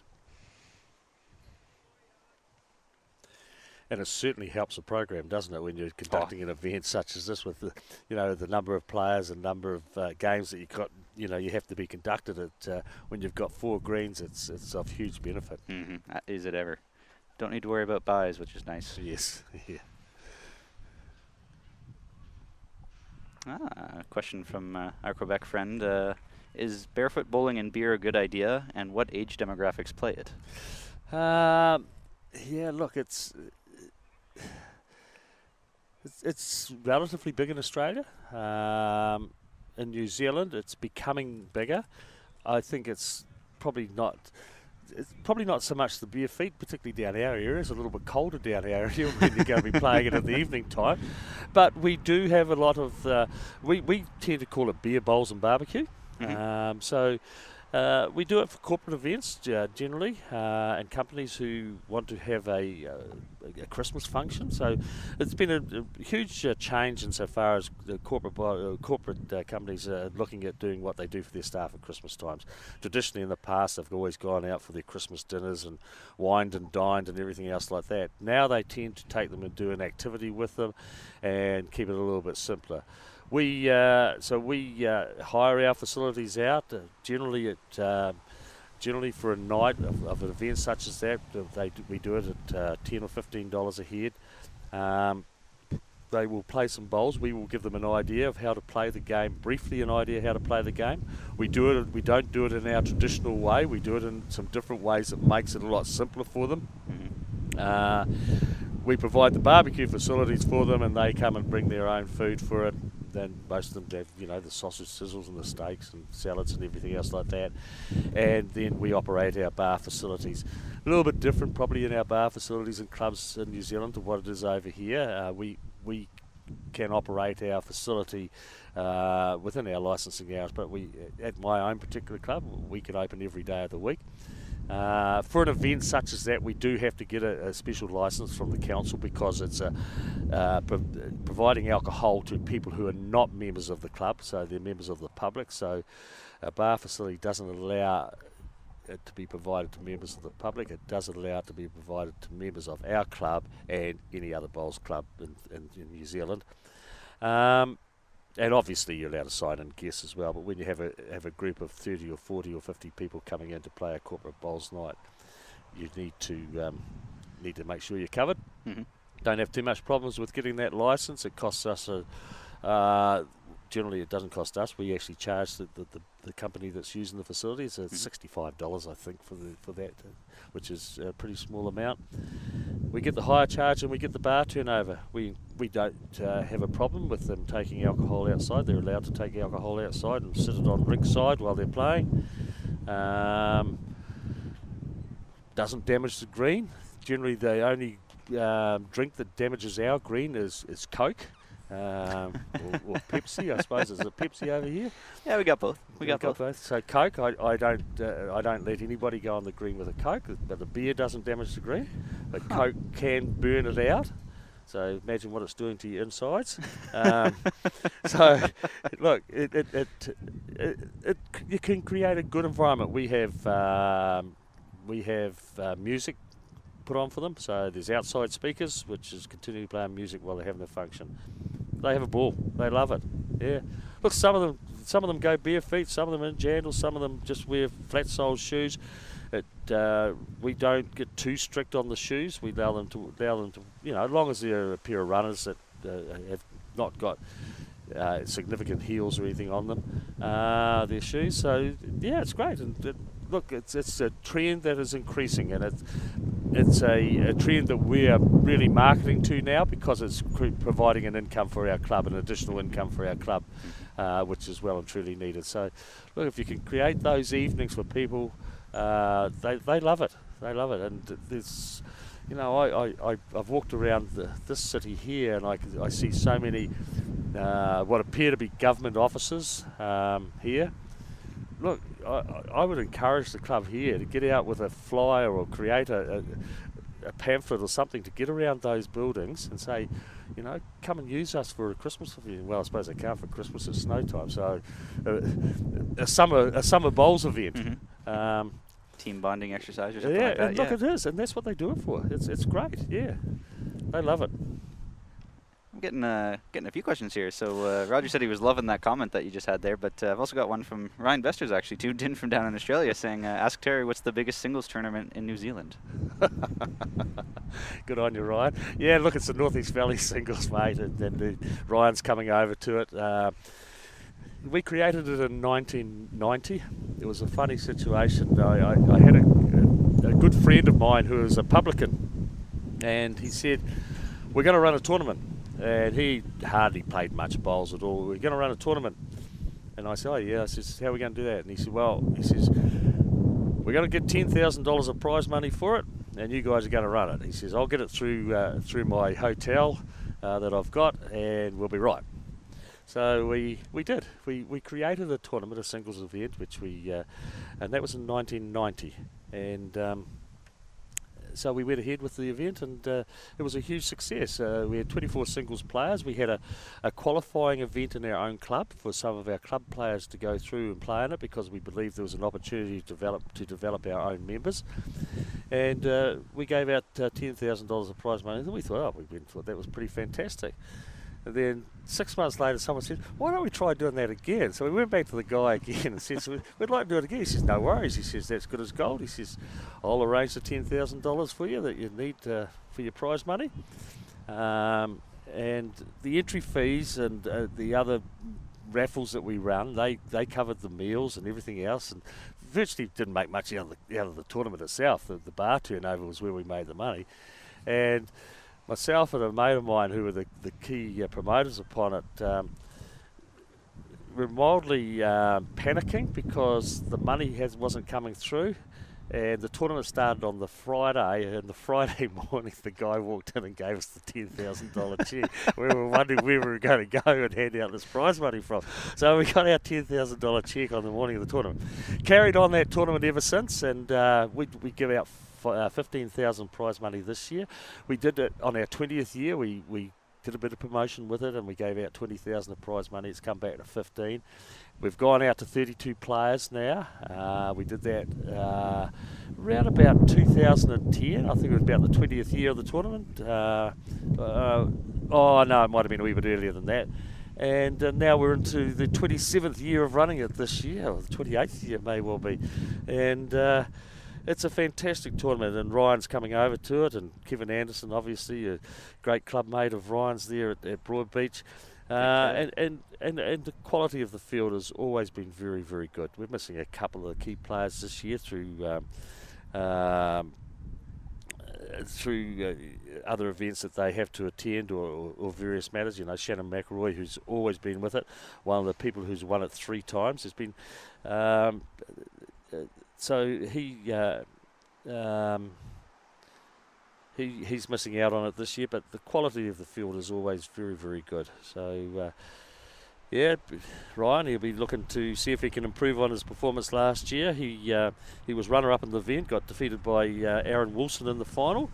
Aaron Wilson's coming back to it this year, and Scott Thorburn from Australia is also coming back to it this year as well. So Bowls Australia have worked with us and securing those 2 players. I've always had a good relationship with Steve Glasson, and I put it to him one time, you know, would Bowls Australia be prepared to put a couple of players into our event, and they did. And so we've had last year, and the year before, Nathan Rice has been over there. Brett Wilkie and Ben Twist was there one year. So we've had some good quality players coming out of that. And generally we've always had good support from our New Zealand players that are based in Australia. So Richard Gervin, been a long-standing member, the person who's come to it, unfortunately can't this year. He's going to be, I think, in the United States at the time of the event being on, so he cannot attend. However, a couple of our New Zealand representatives, Blake Signal and Mike Nagy, they're both coming to an event as well. So will be a good field. A couple of new faces in the tournament this year. A young fella from Wellington, a 17-year-old by the name of Seamus Curtin. Now Seamus got well through in the Australian Open. I think he was put out of the Open by Ryan, from my memory, in the quarter-final, the semi-final at the Australian Open. One of the rising stars, I might say, insofar as New Zealand bowls are concerned. So a pretty good tournament. It's a tournament that I've been involved in and the whole time it's been going, and I don't know how long we can keep going for, but we do have good support from our sponsors. Spates Brewery in Dunedin has been always a long-standing supporter of our club, and they are the principal sponsors of the event. But we do involve around about another 15 odd sponsors in the event, which helps makes it successful. Because if you're giving away $15,000 of prize money and you've got additional operating costs of around about $8,000 odd, $9,000 for various things, including feeding the players, it becomes quite an expense. So a good tournament, and looking forward to catching up with Ryan when he comes down. He's actually off to pennant finals against Helensvale, so he's tuning out. But getting back to the Barefoot Bowls thing, got a question here about what age groups do you have when you do run stuff like that? Various. Generally it is the working people, so you're getting people into the 20s, 20s, 30s, 40s, 50s and 60s, the age groups. We do try and market the sport and activities such as that to our university students. Dunedin being a university city, and our area, the demographics in our area are primarily university students, where our bowls club is. Unfortunately, it's that time of the year which is awkward for students, because our bowling season opens in roughly about the beginning of October. The students are just going into exams at that particular time. They complete the exams and then they head out back home to their hometowns. So we have an influx of around about 20,000 odd university students come into our city each year. So they all depart again. So they're the ones who are flatting around, living in the houses, etc., around near our club. So they depart then, just when we're getting into the hub of our season and the prime time to attract them. So they've left the area, and when they come back, in generally about mid-February to late February, they're doing all their registrations back at university. The early part of March is occupied by orientation week or reorientation, and that's very much a party time for the students. They've got their allowances for the year, which they try and blow out in 1 week. So they in the enjoying mode of partying, etc. So bowls is not their high priority, and by the time they settle down and think we should go to the bowling club to have a game of bowls is virtually getting their closing up time for the season. So it's a market that's hard for us to attract, but we do often have the casual walk-in person of it and say, hey, look, can we have a game of bowls? In saying that, we do have groups from the university that come. Particularly the survey school from the university, they come down. So we're then talking about people in the age group of around about 19 to 25, 26, 27. They come down and they'll do their end of year party time at the bowling club playing bowls. And they love it. They love it. And, you know, the behaviour of them is absolutely fantastic. They respect the scene. And it's great. You know, they come along and they get dressed up. They get dressed up in because they see the game as it traditionally was played in whites. So they'll all go out to the op shops in town and they'll buy some white shirts, some white trousers. The girls are coming in big brimmed white hats and long white skirts and things like that. So they create an atmosphere about it, and it really is quite funny. Also, one of the other ones is the radio stations. There's another area that you can get. We got some of the best publicity for our bowls in a period where we had one of the radio stations come and have a bowls night. And all they could do was talk about bowls on the radio the next day. And down at North East Valley Bowling Club, which is my home club, make sure you get down there. They create a great environment for you. The bowls, and they started there talking during the day about who was winning what game, and the boss was, you know, the one that they were always trying to beat, of course. So it was the best publicity we got, free publicity we got for our sport and for our club, was by having the radio station come and play bowls at our bowls club. Huh. And look, all it is going and seeing them, say, hey, here's an opportunity for you. We'll charge you $10 a head for it. And they, you know, they say $10 a head, is that all? Oh. So we're starting to put it up, because I know myself when I go and play casual sport, I go, perhaps if I go with a group of 10 pin bowling, if I go and have a game of golf, my game of golf is going to be costing me around about $35-40 on a council-owned course for my round of golf. So why am I selling my game of bowls for $10? Mm-hmm. And so we've got to be really realistic about it. And it's funny enough, the public actually expect to pay. They don't expect to get it for nothing. They don't expect to get it cheap, because they know that they've been often to all these other sports where they have to pay money. So I can only encourage clubs to get out there and get themselves promoted to those areas. Banks, lawyers, all of those places. We've had the police. I've got the local police station along the road from me, and the police come every year and play bowls. Just the group from that station. They go further up the valley where they do some archery, and then they can come to the club and play bowls and have a beer. You know, they don't want to go and have their beer and then go and do their archery, I don't think. So look, there's so many different groups. Accountants firms, I've had a lot of them there. Nurses from the hospital. I had a group of nurses come one time and from one of the particular areas of the hospital. So there's so many different groups that we don't actually think about at times. It's not until you start getting them that you start really thinking, gee, there is other people out there who have never participated in this sport, you know, so they just want to do it. Yeah. Teachers from schools, here's another one. I've had schools down there, the teachers. Get in touch with the school and get your school, do a session for the school kids, and then say, okay, we'll do a session for the teachers one night after school for you, you know. So there's opportunities galore out there. It's funny that you mentioned teachers, because here in Canada, I'd have to say that the overwhelming majority of players either are teachers or are retired teachers, and for whatever reason, that seems to be the profession of choice for lawn bowlers. I don't know why. It might be because they get the summers off here, and that's just prime time for bee bowling, so Yep. gives them something to do on their downtime. But Yep. got a tweet from Daryl a while ago saying that it sounds windy there, so I guess you can catch the wind through the mics here. So he asked, is the wind affecting the bowls out there? And we talked a little bit about this earlier, where I really don't think that the wind will be affecting the bowls here, just because the greens really aren't fast enough to have as much of an impact as it would elsewhere. Yes, and I think it's just perhaps where we're sitting a little bit. We're getting whistled around just underneath these trees here a bit, but I don't see it affecting the bowls at the present time. I'm told that it was supposed to get up to 50 km/h gusts, so it will certainly be blustery, but I don't think we've hit that quite yet. It hasn't been that blustery yet. Does Terry have any good drills to help with team communication and teaching how important it is? Team communication drills, huh? That's a tricky one. Yep, does that come from Daryl? Yeah, this is coming from Daryl for sure. For sure, you guessed that.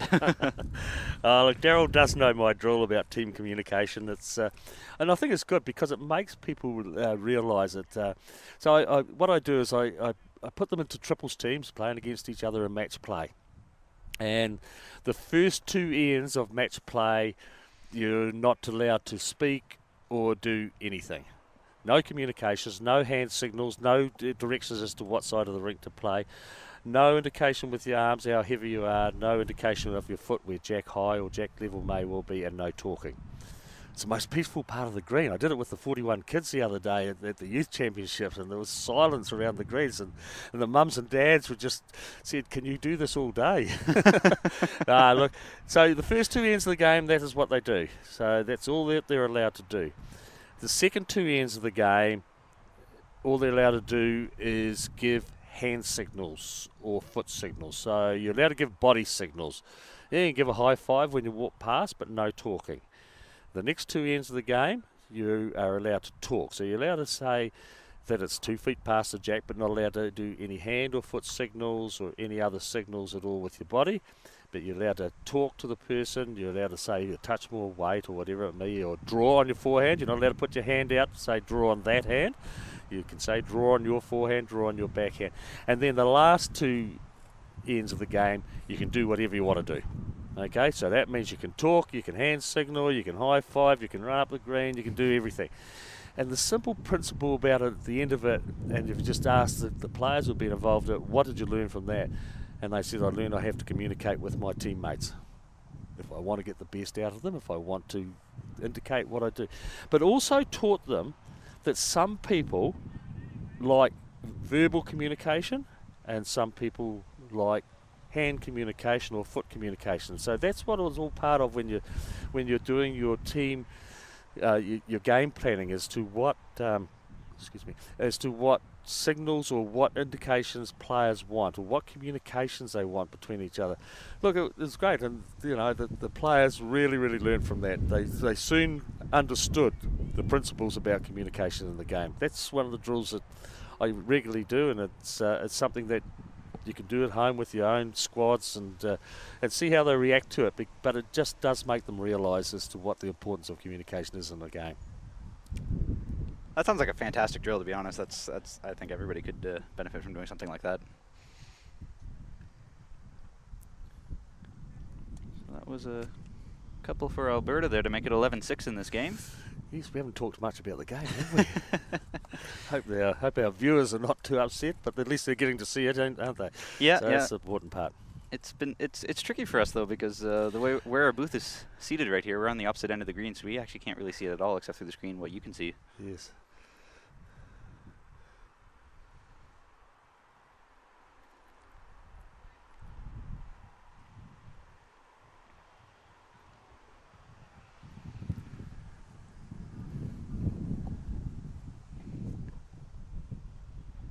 Started to get a little bit hazy here.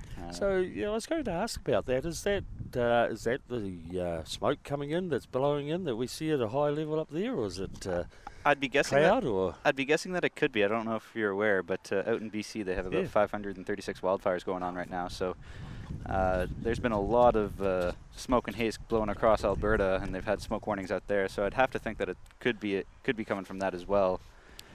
It hasn't impacted us until right now. It's really coming in here now, coming in strong. It's amazing how it's changed, isn't it? It's just I noticed that when we were at Winnipeg, I sort of seemed to thought it was originally high cloud, and someone said no, it's the smoke. It's very high up, but you can just sort of get that little bit of a smell as well. That perhaps it is the smoke. So that wind is obviously bringing it in. So. Another new experience for me in Canada. I saw a report the other day, actually, that if you're out in BC right now and you're outside, it's the equivalent of smoking cigarettes 24/7, which sounds like a terrible idea to be outside in BC right now. So I'm sure the BC team that we're streaming here is quite happy to be here and not back home.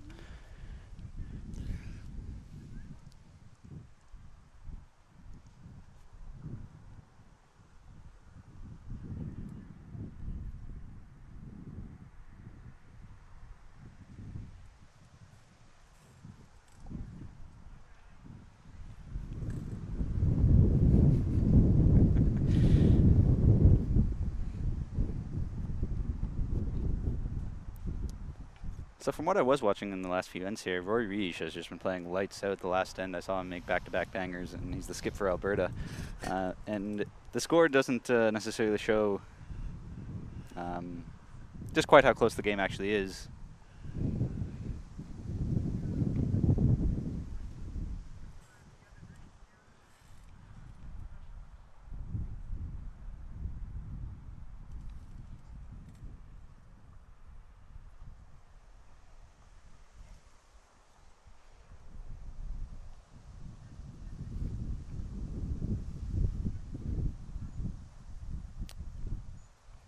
Made the comment at the start of the game how the heads were very sporadic, I guess, for the first 3-4 ends in the first game, and this game followed suit very similar, where the first 3-4 ends the bulls are almost nowhere to be found. And as this game's progressed here now, as we're playing end 10, I believe, and 11. The heads are starting to get a little bit tighter, a little bit closer. You're starting to see a couple more bowls just that much closer. So it's good to see the players are actually picking up on the changes. Yep. I noticed in the first game this morning, the shade from the trees covered the entire rink pretty much, except for the one hand. So the one hand was not in shade, and the other hand was. Which I was curious if that would have any sort of impact throughout the course of the game. It does have an effect though. Look, when you're playing through shadows, it can have an impact on what you believe the distance of the bowls are away, perhaps from the jack or from other bowls. I was watching that game this morning, and I just felt at times that the players had a little bit of difficulty picking up the distance the bowls were, because the shade coming out on that, particularly that one side of the rink. Very fortuitous result there from BC. Yes. Just got a nice little kiss off in to grab the jack.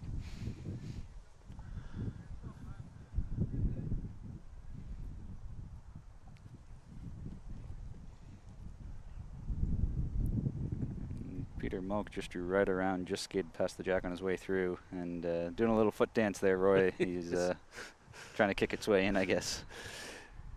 Yes, it'd be interesting if someone ever did a video on the antics of people on the green that, they didn't know they were doing. Some of them get very animated. Yes. Trying to think. Norfolk Islands, I believe. The Commonwealth Games, when she played against Kelly, she was very... Carmen Anderson. Carmen Anderson, that's the one. Carmen always gets very animated. Gets very animated with it. Yeah.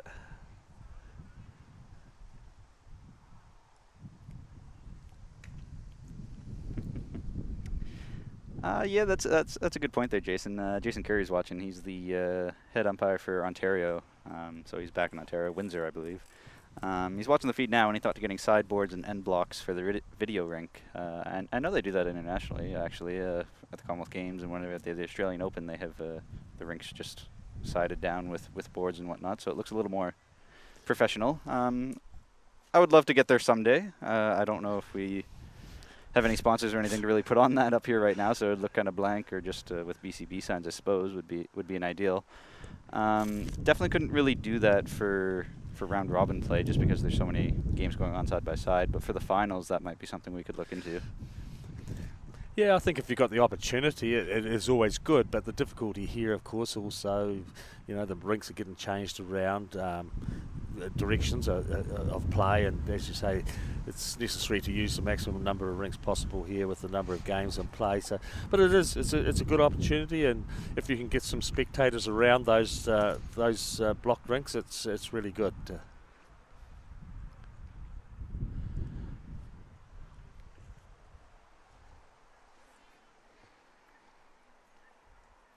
I would love to get some of the boom cameras that they use for World Bowls and for Commonwealth Games to get the overhead shots, because I think it looks so much better when you can have the camera overhead following the bowl as it goes down. But those things are not cheap. I've looked into that before, and I'm not sure if that'll ever be in our price range. I think you're doing pretty well with what you've got at the moment. You're well ahead of some other countries that are not doing anything, so it's great. I'll give a little plug for SportsCanada.tv, the company we rent all this stuff from, just because I've met the guy who started this company. His name's Troyle. The reason he started his company is because he was in college and he was playing college basketball, and he'd be traveling off to tournaments all over the U.S. and whatnot, and people would be asking for how he did results back home. Can we watch the games? And no, because for college tournaments they didn't really feel the need to be streaming it or anything like that, because it's not the pros. So as soon as he was done school, he thought, you know what, I bet a lot of colleges would probably appreciate it if we made it affordable streaming tech for them, so that they could go and broadcast their games to all the university kids back home. So he started this with I think it was just him and maybe one other friend, and they rented some cameras, and it's sort of grown and grown, and now I think just about every national sport organization in Canada has used Troyle at some point or another. He's based out of BC, so I know almost every school out in BC uses his stuff, and he's always looking to innovate. We got new tech this year with wireless cameras, and he said, when I bought this tech, you guys were the first ones I thought of, because you're one of the only sports that needs two cameras that are over 120 feet away. Every other sport, they just have one here, one there, one in the middle. You don't need two. So as soon as he got this, he thought, you know what, I bet that'd be good for lawn bowls. So we're one of the first to test this out, which is great stuff. Yeah, it's magnificent. It really is, and I think it's a credit to be able to bring some games to the viewers out there. So Jason's asking, what about a lot of drones with batteries? The downside with that is that I'm told the battery lifespan of a drone is not very long, so you'd have to be switching out drones relatively frequently. But also with wind stuff like this, I'm not sure how steady of a shot you'd be able to get, and you might lose your drone in a tree somewhere. Interesting idea, though.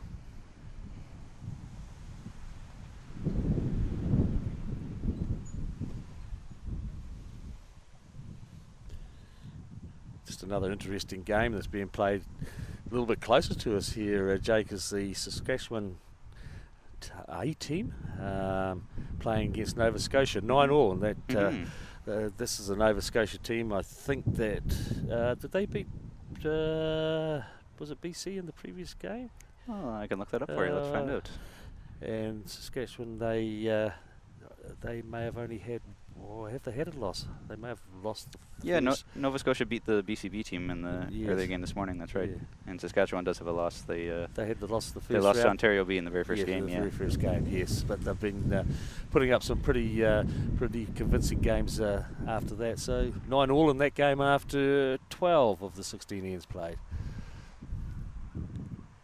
I was telling the story to Ian when we were at dinner last night that last year at the majors, the very first game that we streamed was triples, and it was, I think, 3 of the Nova Scotia 4 that are on that rink there were part of that team, and they dropped a 7 in the second end, and I said, oh, that's probably the biggest end we're going to see all week, and sure enough, about 5 ends later, they pick up an 8 just to prove me wrong.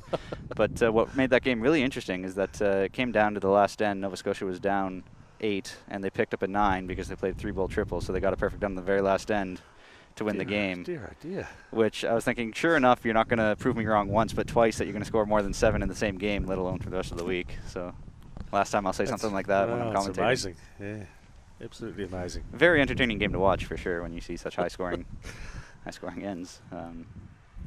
Strategy was a little interesting. It was all offense, no defense. But,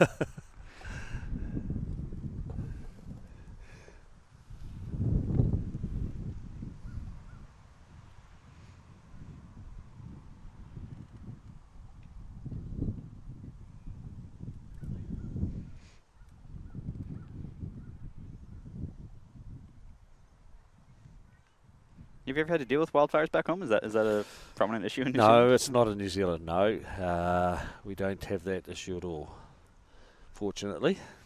I'm curious what we would have to do if the smoke got so bad here. I actually had a question about that. We're hosting our senior triples championships in Calgary in I guess 2-3 weeks now, early September. And the smoke warning they had out there, they were asking me earlier, do we have any guidelines, rules that we need to abide by if it gets that bad? And I was thinking, well, we don't, just because that's never been an issue before. I've never had to cancel a game because it got too smoky out. That's a new one. I'm going to assume that common sense will prevail, and if there's health warnings out, that we'll probably call it quits. But and that's the thing, isn't it? Come back to common sense. Sometimes we have to make rules for people who can't use common sense. We had the same situation in Dunedin. Dunedin is a lovely city, and it does get pretty hot there. But we had a summer this year that was probably it was as good as I've seen in Dunedin for a considerable number of years. And some of the days it got really, really hot, and they were playing bowls. Now our heat is totally different to what the heat is over here. It's a more intense heat. We've got the ozone layer has got a lot thinner, and you've got to be very, very careful with the sun back in New Zealand.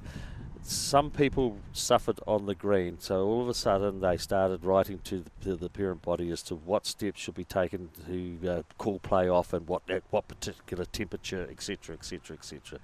Now, yes, it does create difficulties for some elderly people, and in this case it was particularly some ladies who were playing some midweek competitions. Some of them did use common sense and says, hey, why don't we just call this off and we'll come back again Tuesday of next week and we'll finish it off, or whatever day, by mutual agreement.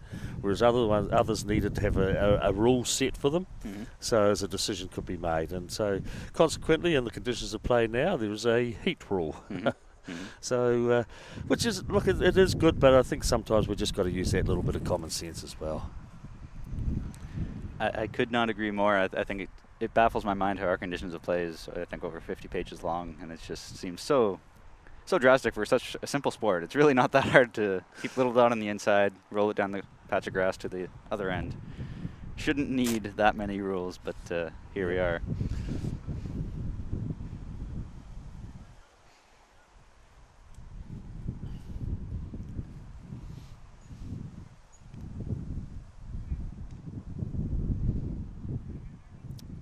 Crashing on a short bowl there is Peter Monk. That's an unfortunate result that you see happen far too often, is with a short bowl, someone's bound to crash on it, no matter where it is on the rink.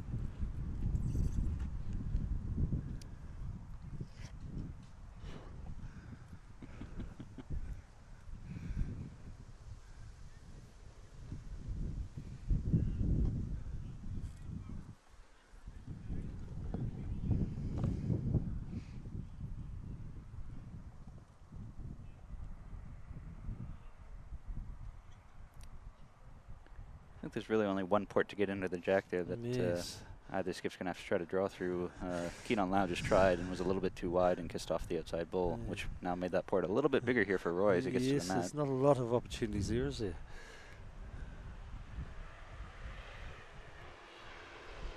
Playing with some weight anyway, so the way he took a few steps off, looking to clear things up maybe. Caught the front one, so caught that front one again.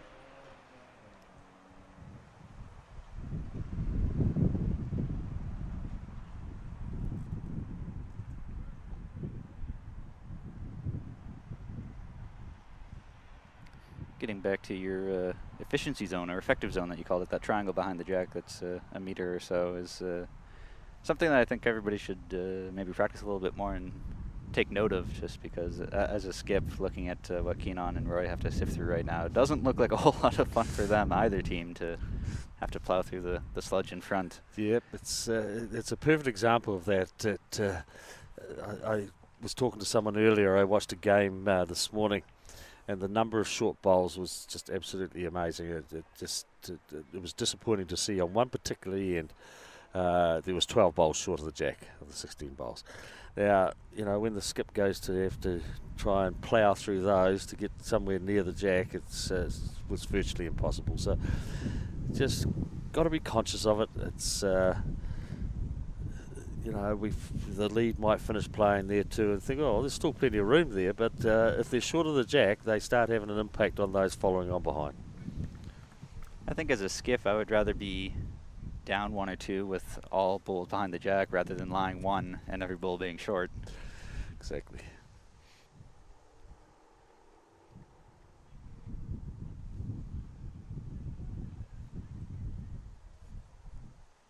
So right now we've got Roy and Peter out here discussing what shot to play or what shot to make, which is interesting to me just because the the second and the lead are not on the green helping with this conversation, which is a total contrast from this morning when we were watching BC8 and Saskatchewan.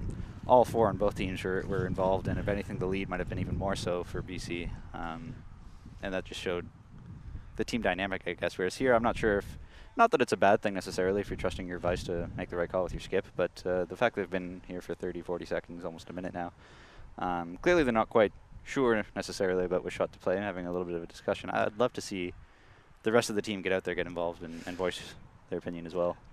Just an opportunity to give perhaps a little bit of reinforcement on one shot, or encouragement on one shot that they want to see. And sometimes, you know, another head out there can see something a little bit different as well. So, as you say, they're both standing on the bank, and we go back to the traditional ways where we used to say that the leads and the twos should stay on the bank.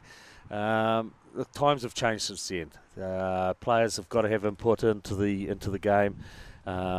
And give an opinion without overloading it. I mean, sometimes if we get too many opinions, it creates an issue. But as you said, the vice and the skip both there. A little bit, or a lengthy discussion as to what should be played. Some input from someone else can often be helpful. And a perfect situation, of course, where the coach could have intervened and said, hey guys, come over here, let's have a little bit of a yarn about this together and we'll see what our best options are. Now, Roger, I know you're still watching. I actually saw the scoreboard for your Quebec boys next door, up 17-7. You can see the umpire there getting involved next door. And Roy's throwing a little bit of weight here. I'm not sure what he's looking to get. Caused some commotion, but I don't think he got any sort of results he was hoping for. Did move a ball, but I don't think so.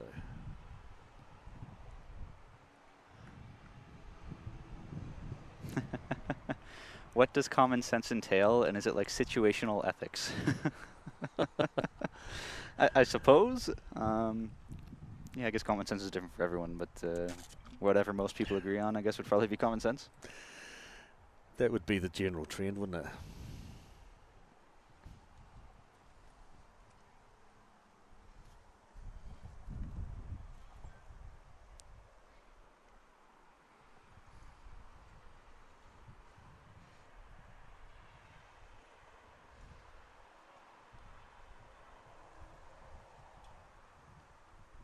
I think the sun's finally breaking through that smoke. I'm starting to get a little bit of a gaze.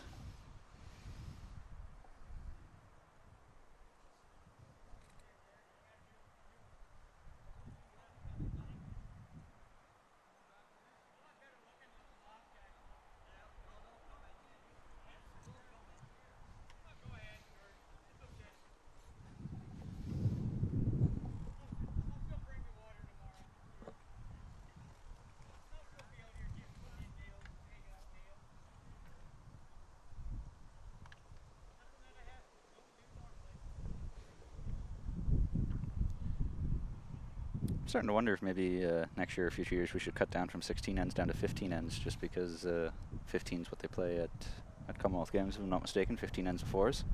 Yep, it's 15 ends they play there, and yeah, it's a little bit of catch-22. They got them through most of those 16. I think I don't think anybody missed out this morning getting their 16 in, and you should get the 16 in on this pace of the green as well. But you know, we tend to start looking at following more of what we're doing at the international level, and you know, if we're preparing players, and there's players here that have played international bowls, and I'm sure there's a number here that'll go on to play some international bowls. That it's a way of preparing. It's just another way of preparing them for that particular occasion. They don't come to a situation where they're playing in something different to what they have traditionally played in.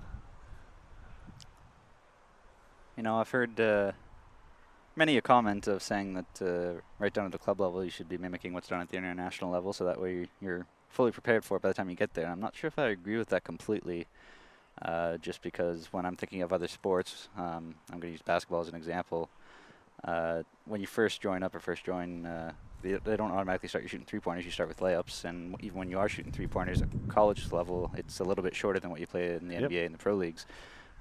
So I actually wouldn't mind if we weren't identical to the international level, just to sort of help build your way up there rather than mimic it all the way down. Well, as I said, they're getting through the 16 years, so it's not a major problem at all.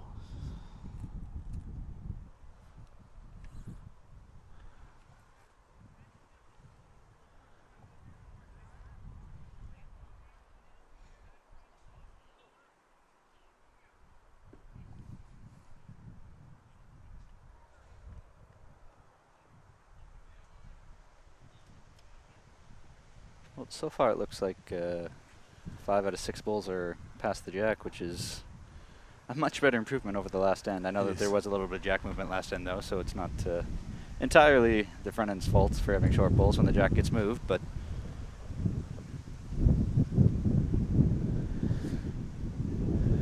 it's getting a bit windier again now as well. A few hats starting to blow around the green, and yeah.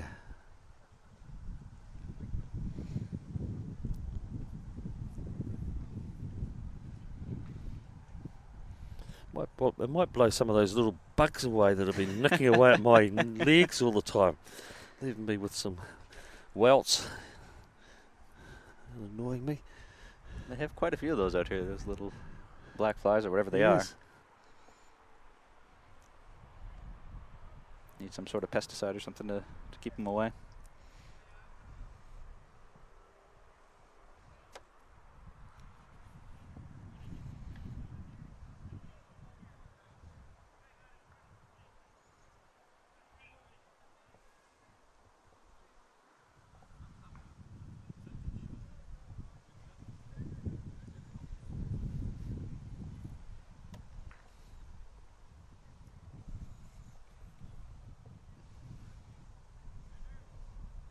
So for the New Zealand Championship being an open event, do you see many other coaches or team managers there or anything like that, since you're not, strictly speaking, representing your state or district or anything like that? No, you don't. They tend to come involved when we did have our national intercentre competition, so that's where you have a regional side or a provincial side. So that's when each team had their managers and their coaches, and likewise with our national interclub competition, it's the same stage there. You have a club coach and a club manager. But for the national event itself, no, you don't. It's also from the fact is that you can play with anybody you want to. So I could play with someone from the North Island, someone from Australia, and one of my club mates if I wanted to. Right. So you're entirely on your own. I know I've seen Daryl at a few odd tournaments here and there, coaching Owen and a few other players from the Kitchener Club, sort of there on the sidelines. I'm not sure if he still does that now that he's stepped up with BCB as coach of the development squad, but prior to that, 4 or 5 years ago, I'd see him at the odd tournament here and there, not as a player, but more as a coach, which I thought was really, really interesting, just to attend a random tournament to help his player out. Yep, and I think that's fantastic. You know, if you can go along there and you've got to be able to give up your own time to be able to do that, it's great for those players that are playing, and having some support from someone who can see it a little bit independently, the game from what they see.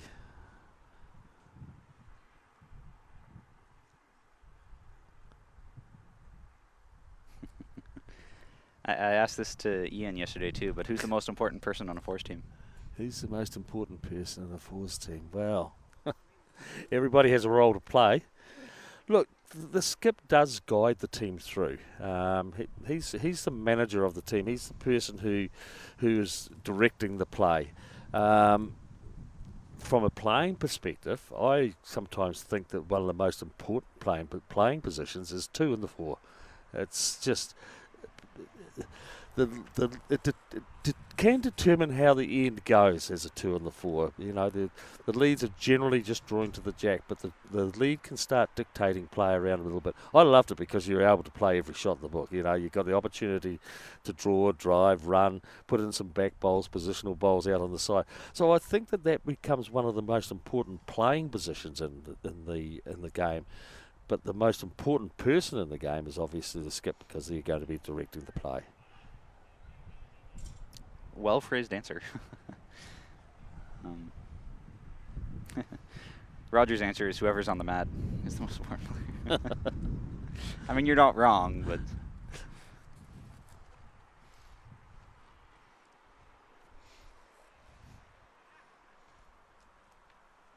actually, I guess now that I think about it, the question I actually phrased, Ian, was something about second. Is it the most important or least important position or something like that? Because I've heard everything in between about that second position on the force team. Oh, look, it's a key position, and people don't like it. They think it's a boring position, but it is a real key position. As I said, you get a variety of shots to play. That's what I always loved about playing it too. You know, lead, you were drawing. It's skip, you do get a variety, but I just felt that you got a lot more opportunity to fill the lead's role if they failed. If they were successful, you were able to put in some back bowls or some positional bowls, etc. So that's what I just loved about it, opportunities.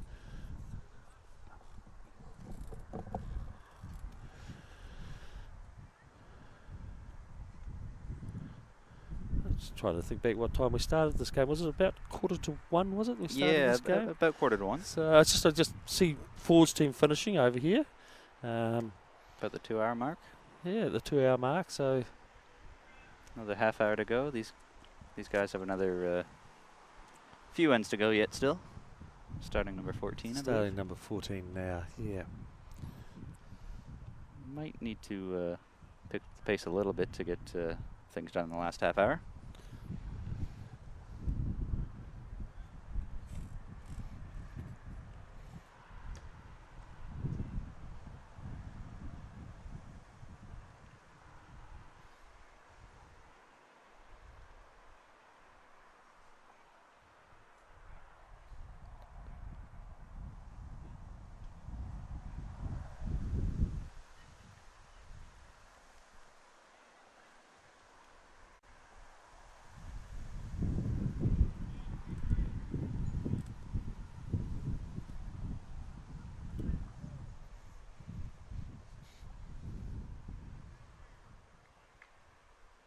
So it's currently 15-9. BC's up over Alberta, 6-point game.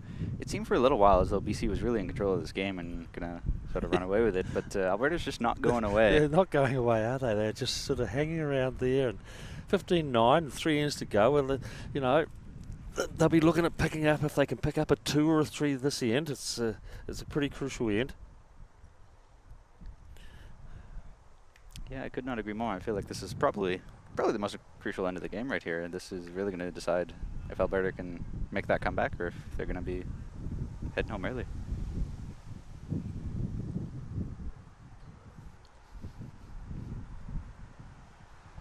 Fours games are generally won and lost in the second or third position. True or false? Ask him.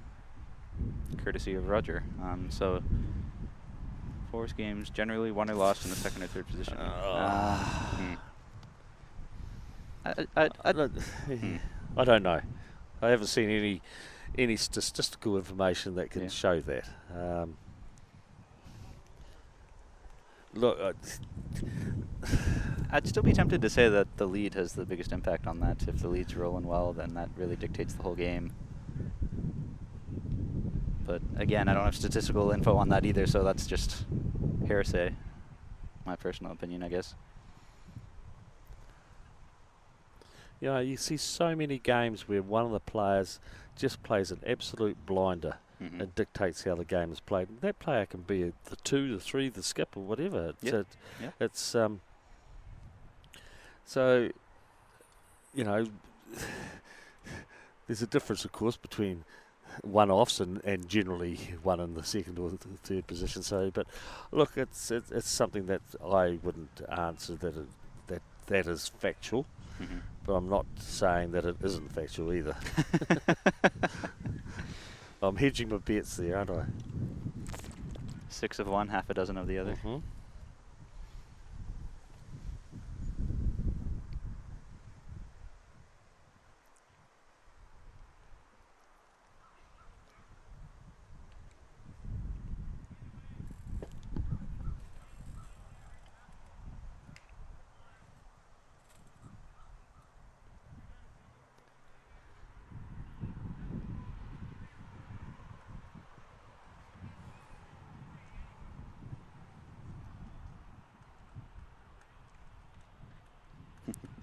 Daryl says that any position can be critical at any time and at different points of the game. You can't win without the team. So he's sort of echoing your thoughts there that it is, you know, a team game. There's no such thing as just one position's more important or less important than the other. Yeah. No I in team, is there?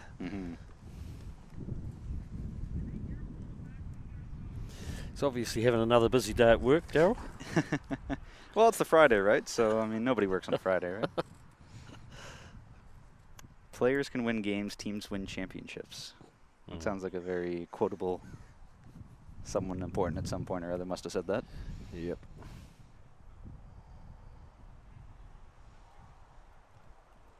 But yeah, clearly must be a busy day at the office for Daryl if he's able to tune into this again as well.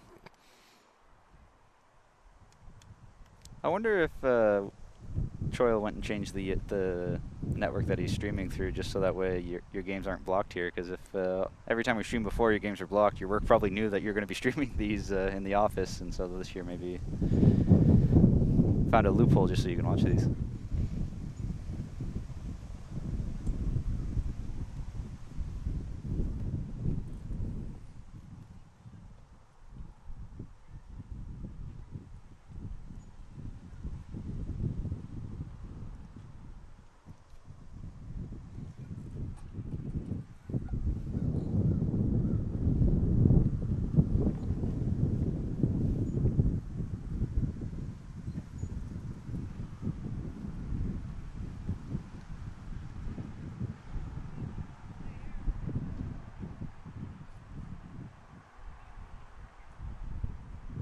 So is playing with 2 mats instead of 1 mat really the biggest difference then between playing in New Zealand versus playing here? Is that the sort In the of singles biggest? it is. It's probably one of the significant differences. Yep. Anything you've noticed from fours that's significantly more different? No, not really at all. It's just pretty much the same. Yeah. Fours is fours is fours? Fours is fours.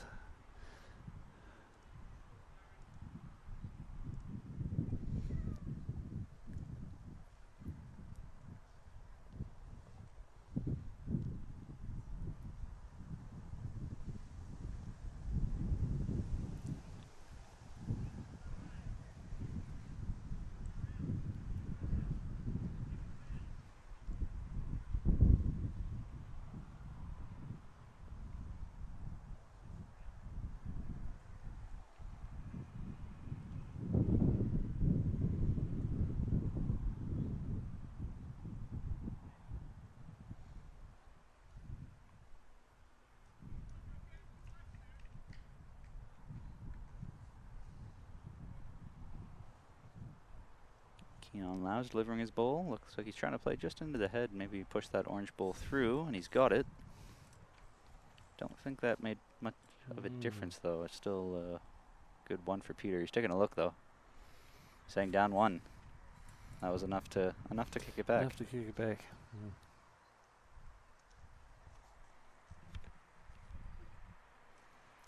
Looks to be fairly wide open up front, though. I think that Roy can play almost anything he wants into there. There's not enough short balls to really block him from opportunities for him, isn't there? From anything that he wants to do here. I think he's looking with Peter to just come in, knock that orange bowl through, and maybe come backwards in, inside kiss off.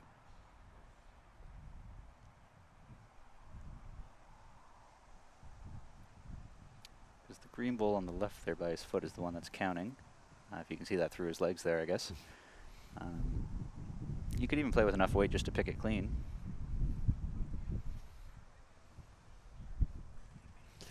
Certainly having some good discussion about it. I'm wondering if they're looking at how they can get multiples out of this, because at this stage in the game, as we were saying before, you want to get 2 or 3, right? Yes, they definitely need to score 2, a minimum of 2. You just weigh it up. They've got 3 ends, and 3 2s of 6 gets them back to a draw anyway. So 2's the minimum they need. And ideally, if they can pick up a 3, it puts them in a lot better position. You were almost going to say driver's seat, but not quite there. Almost.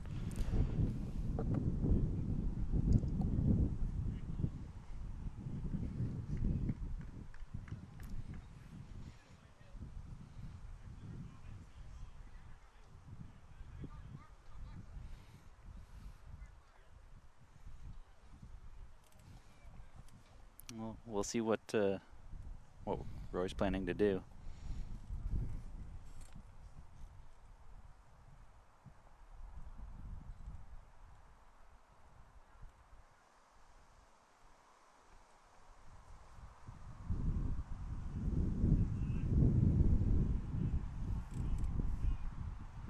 Playing underneath to pick the green, and he got it.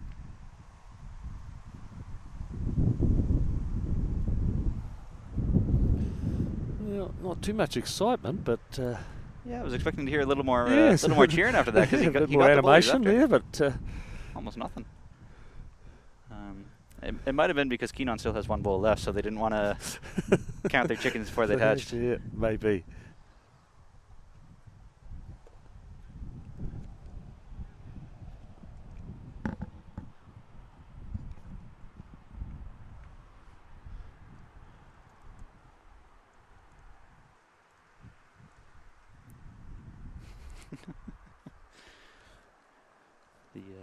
The Regina Hotel Association just started following us on Twitter. I guess they realized that we're staying at one of their hotels here for the event, so they thought they'd start seeing what we're up to.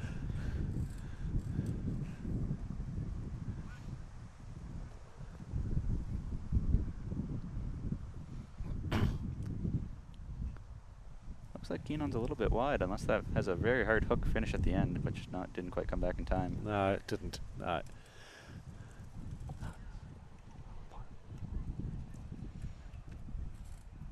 So Alberta for sure counted, although I'm not sure whether it was 1 or multiples. No, I'm not sure whether they picked up more than 1 or not either. See what the scoreboard does.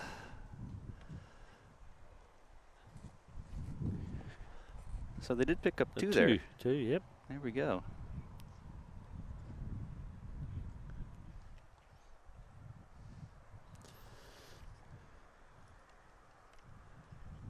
You can see exactly where Roy's standing there. He wants it exactly at his foot.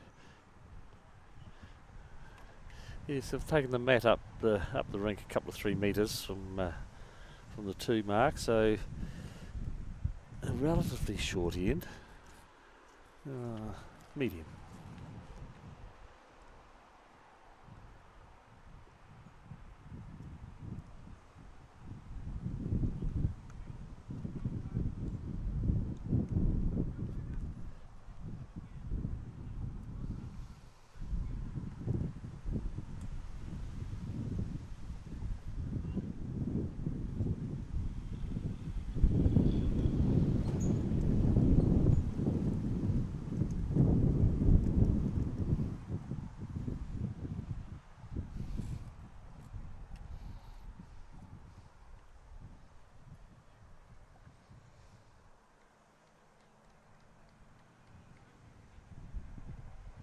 Pretty good draw ball there. Yes, a couple of handy opening bowls.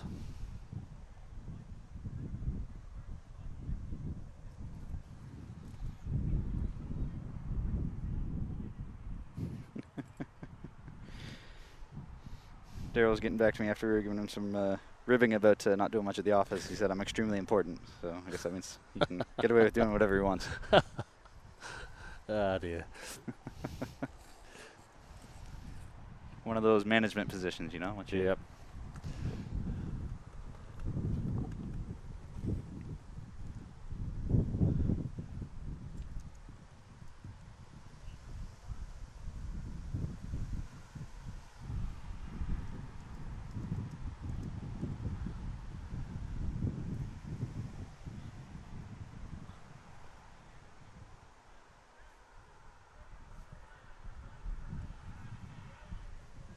So I've got a question for you about how to throw a drive, or an up weight shot, I guess.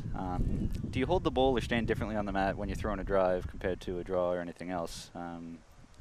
Personally speaking, I never really was taught anything different or anything proper how to do it. You just sort of get up, wind up, and fire, which is probably not the best way to do it. Once I was in Australia, I was told, I'm supposed to stand certainly different on the mat.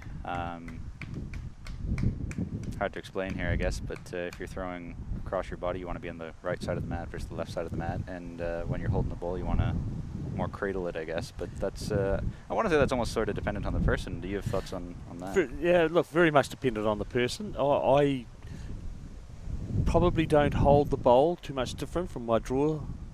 I think one of the areas that I see so often is that we have people who want to try and drive too fast, or are driving too fast. So they want to think that the best way they can do it is get the bowl down there as quick as possible.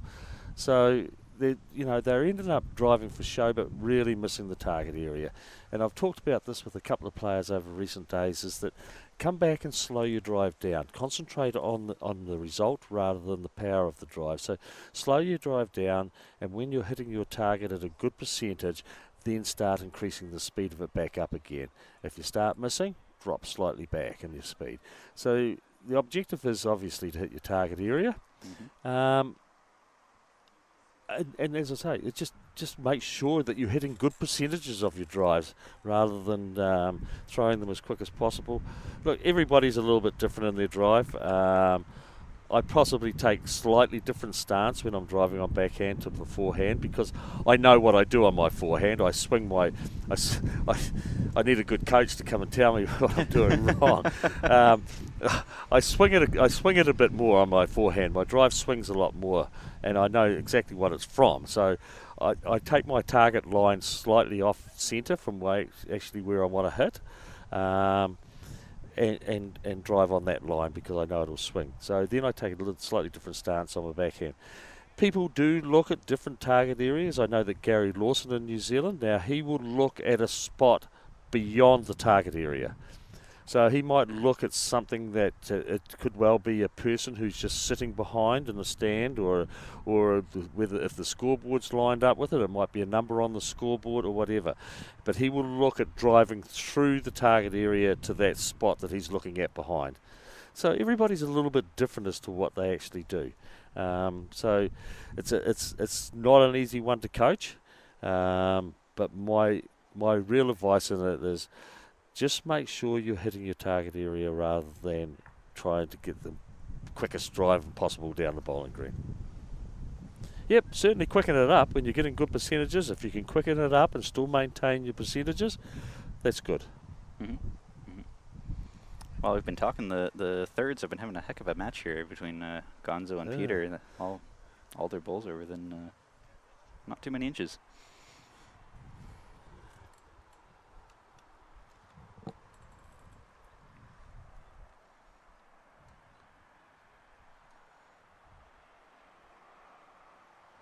Having a little team powwow there in the green with 2 ends to go. Yep. So you got 2 more ends after this. They just need to be conscious of the time. Oh no, one end after this, isn't it? Yes. Yeah. Yes, they played 14. Yep. So 1 end after this, so they're okay. They'll get it. They'll get that started, no trouble.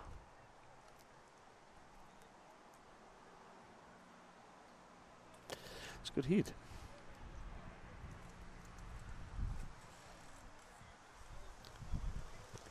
It's tricky though because Roy needs to score multiples here. He needs at least 2, right? Yes, he definitely needs to score 2. He doesn't want to be going into the last end 3 behind or 4 behind. He's coming up a little bit narrow on that one. Narrow and light.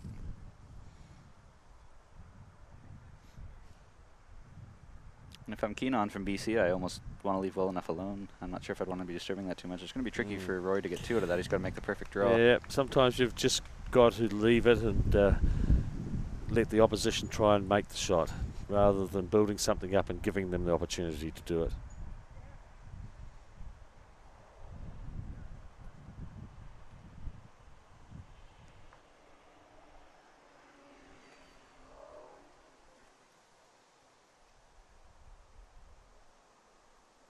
Keenan's coming up just inside as well. Little rub on the short bowl, but I don't think that made much of a difference. I think it did.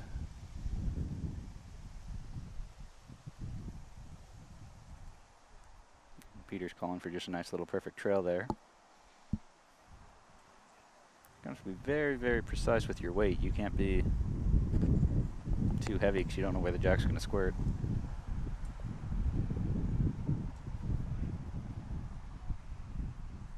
Collecting a nice little bit of dust here on the screen from all the smoke. You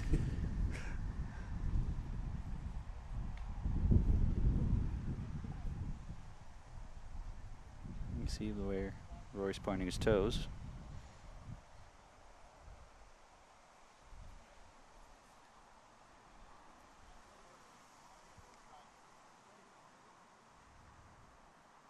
It's going to have to bend hard to get around back from there. And Keenan's on the mat just ready to go. I think he's quite happy to give up 1 if that's even what the situation is.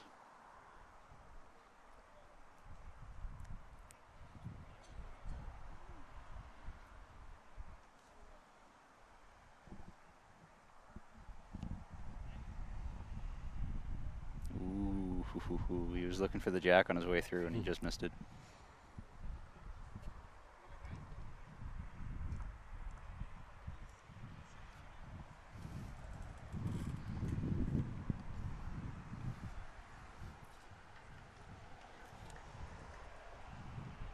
I think these lads might be the last ones off, as seeing Nova Scotia and Saskatchewan shaking hands. The last one's off on this green anyway. And looks like A green is cleared off as well, so...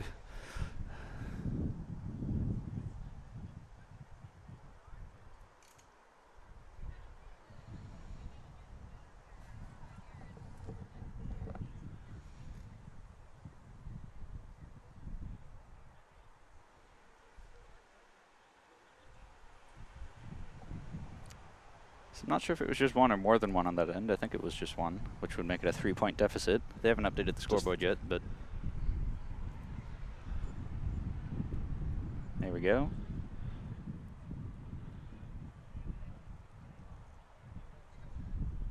And it was just 1, so 1, yeah. Well, and with a chance, but Hasn't scored too many threes in the game. So It's tricky too because I'm never happy with a tie. I always want to go for the win too. Yeah. So to get 4 is even. Yep. Oh, you got to go for the win. You got to look at that Even opportunity as much as you possibly can.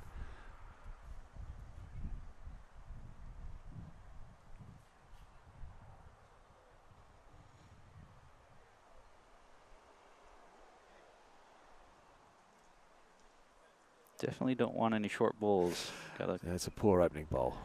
Gotta get them all there.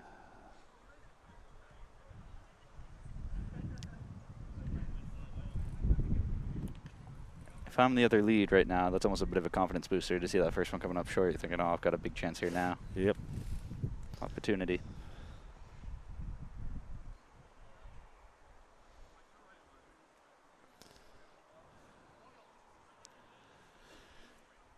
It's the importance of this bowl now to improve on that last and start developing something on the head, building the head.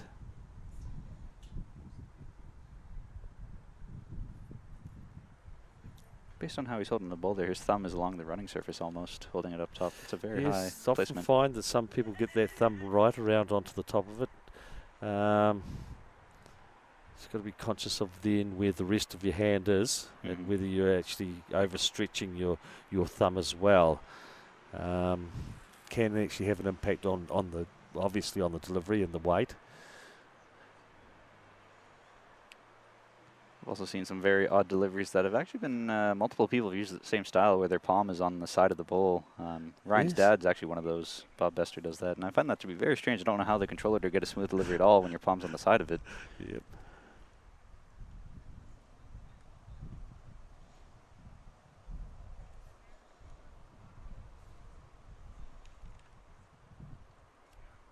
Rory's happy with this one here coming in. Not quite breaking enough, but it's something behind.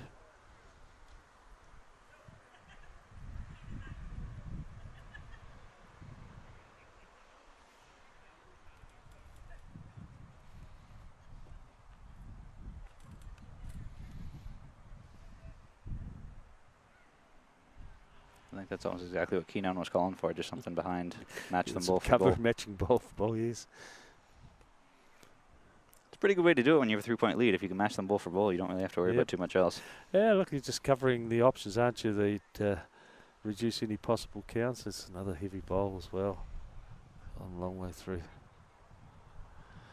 Well, hasn't been too much established on the head from the leads in the seconds, so they want to pick up a possible 4. They're going to have to do some work at the back end of this team.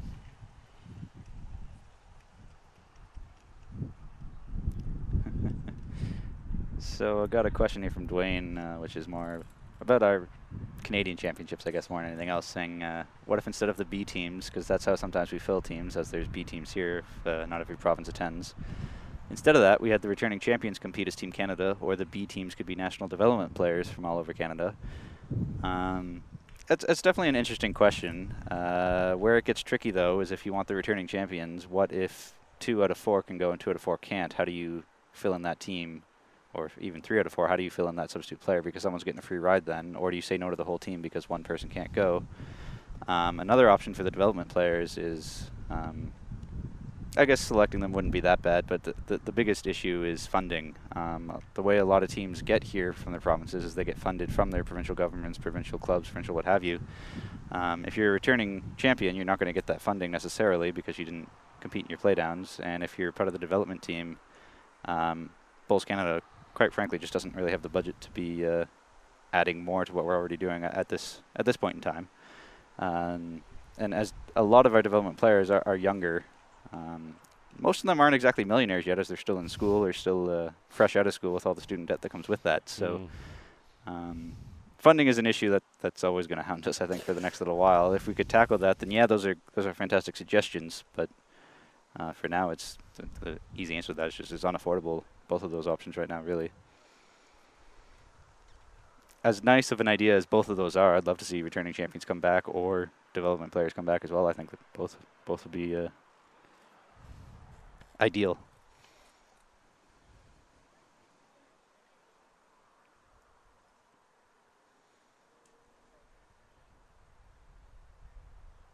for the development players coming back, though, it's interesting, though, because some of them are already here, and some of them, not this year, but last year were in BC for the majors as well. So they're already getting here through their provinces anyway, for the ones who can afford to get off work or have the time. Most of them were at the youth championships last week anyway, so to get off work for 3 straight weeks or whatever it is they're doing, schooling, not exactly the easiest thing in the world.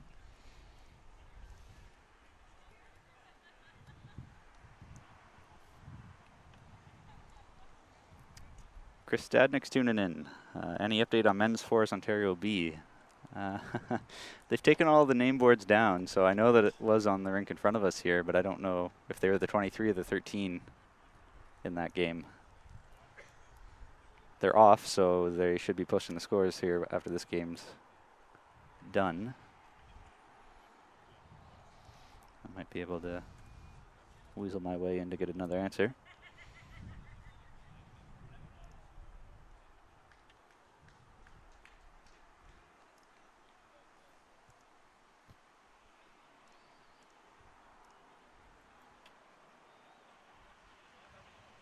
I was looking at the wrong rink. Ontario B lost 18-8 to Quebec in the men's fours.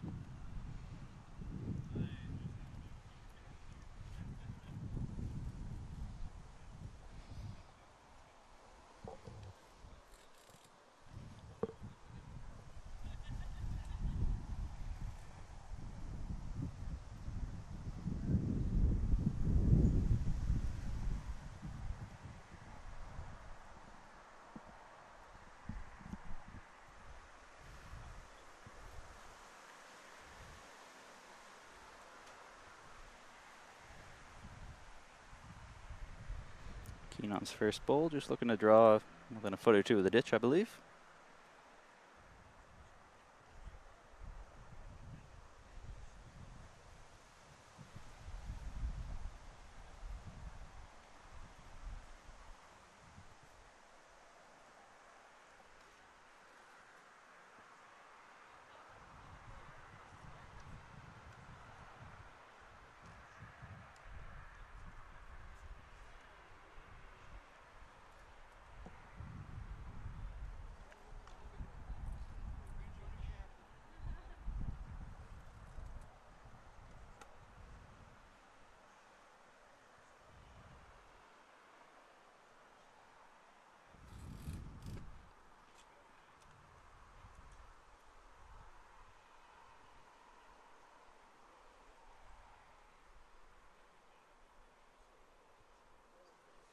So Roy's throwing some weight here.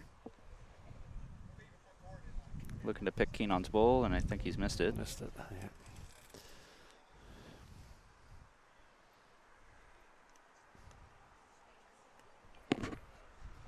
So now Keenon's probably not looking to make that target any bigger, trying to draw another shot somewhere off to the side.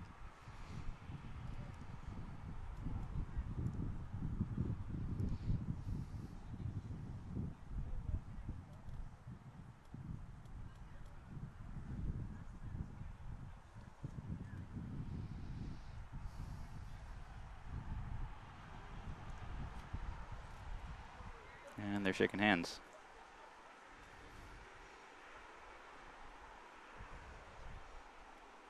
So that'll be the game. I think we have about 45 minutes, maybe an hour till the next round.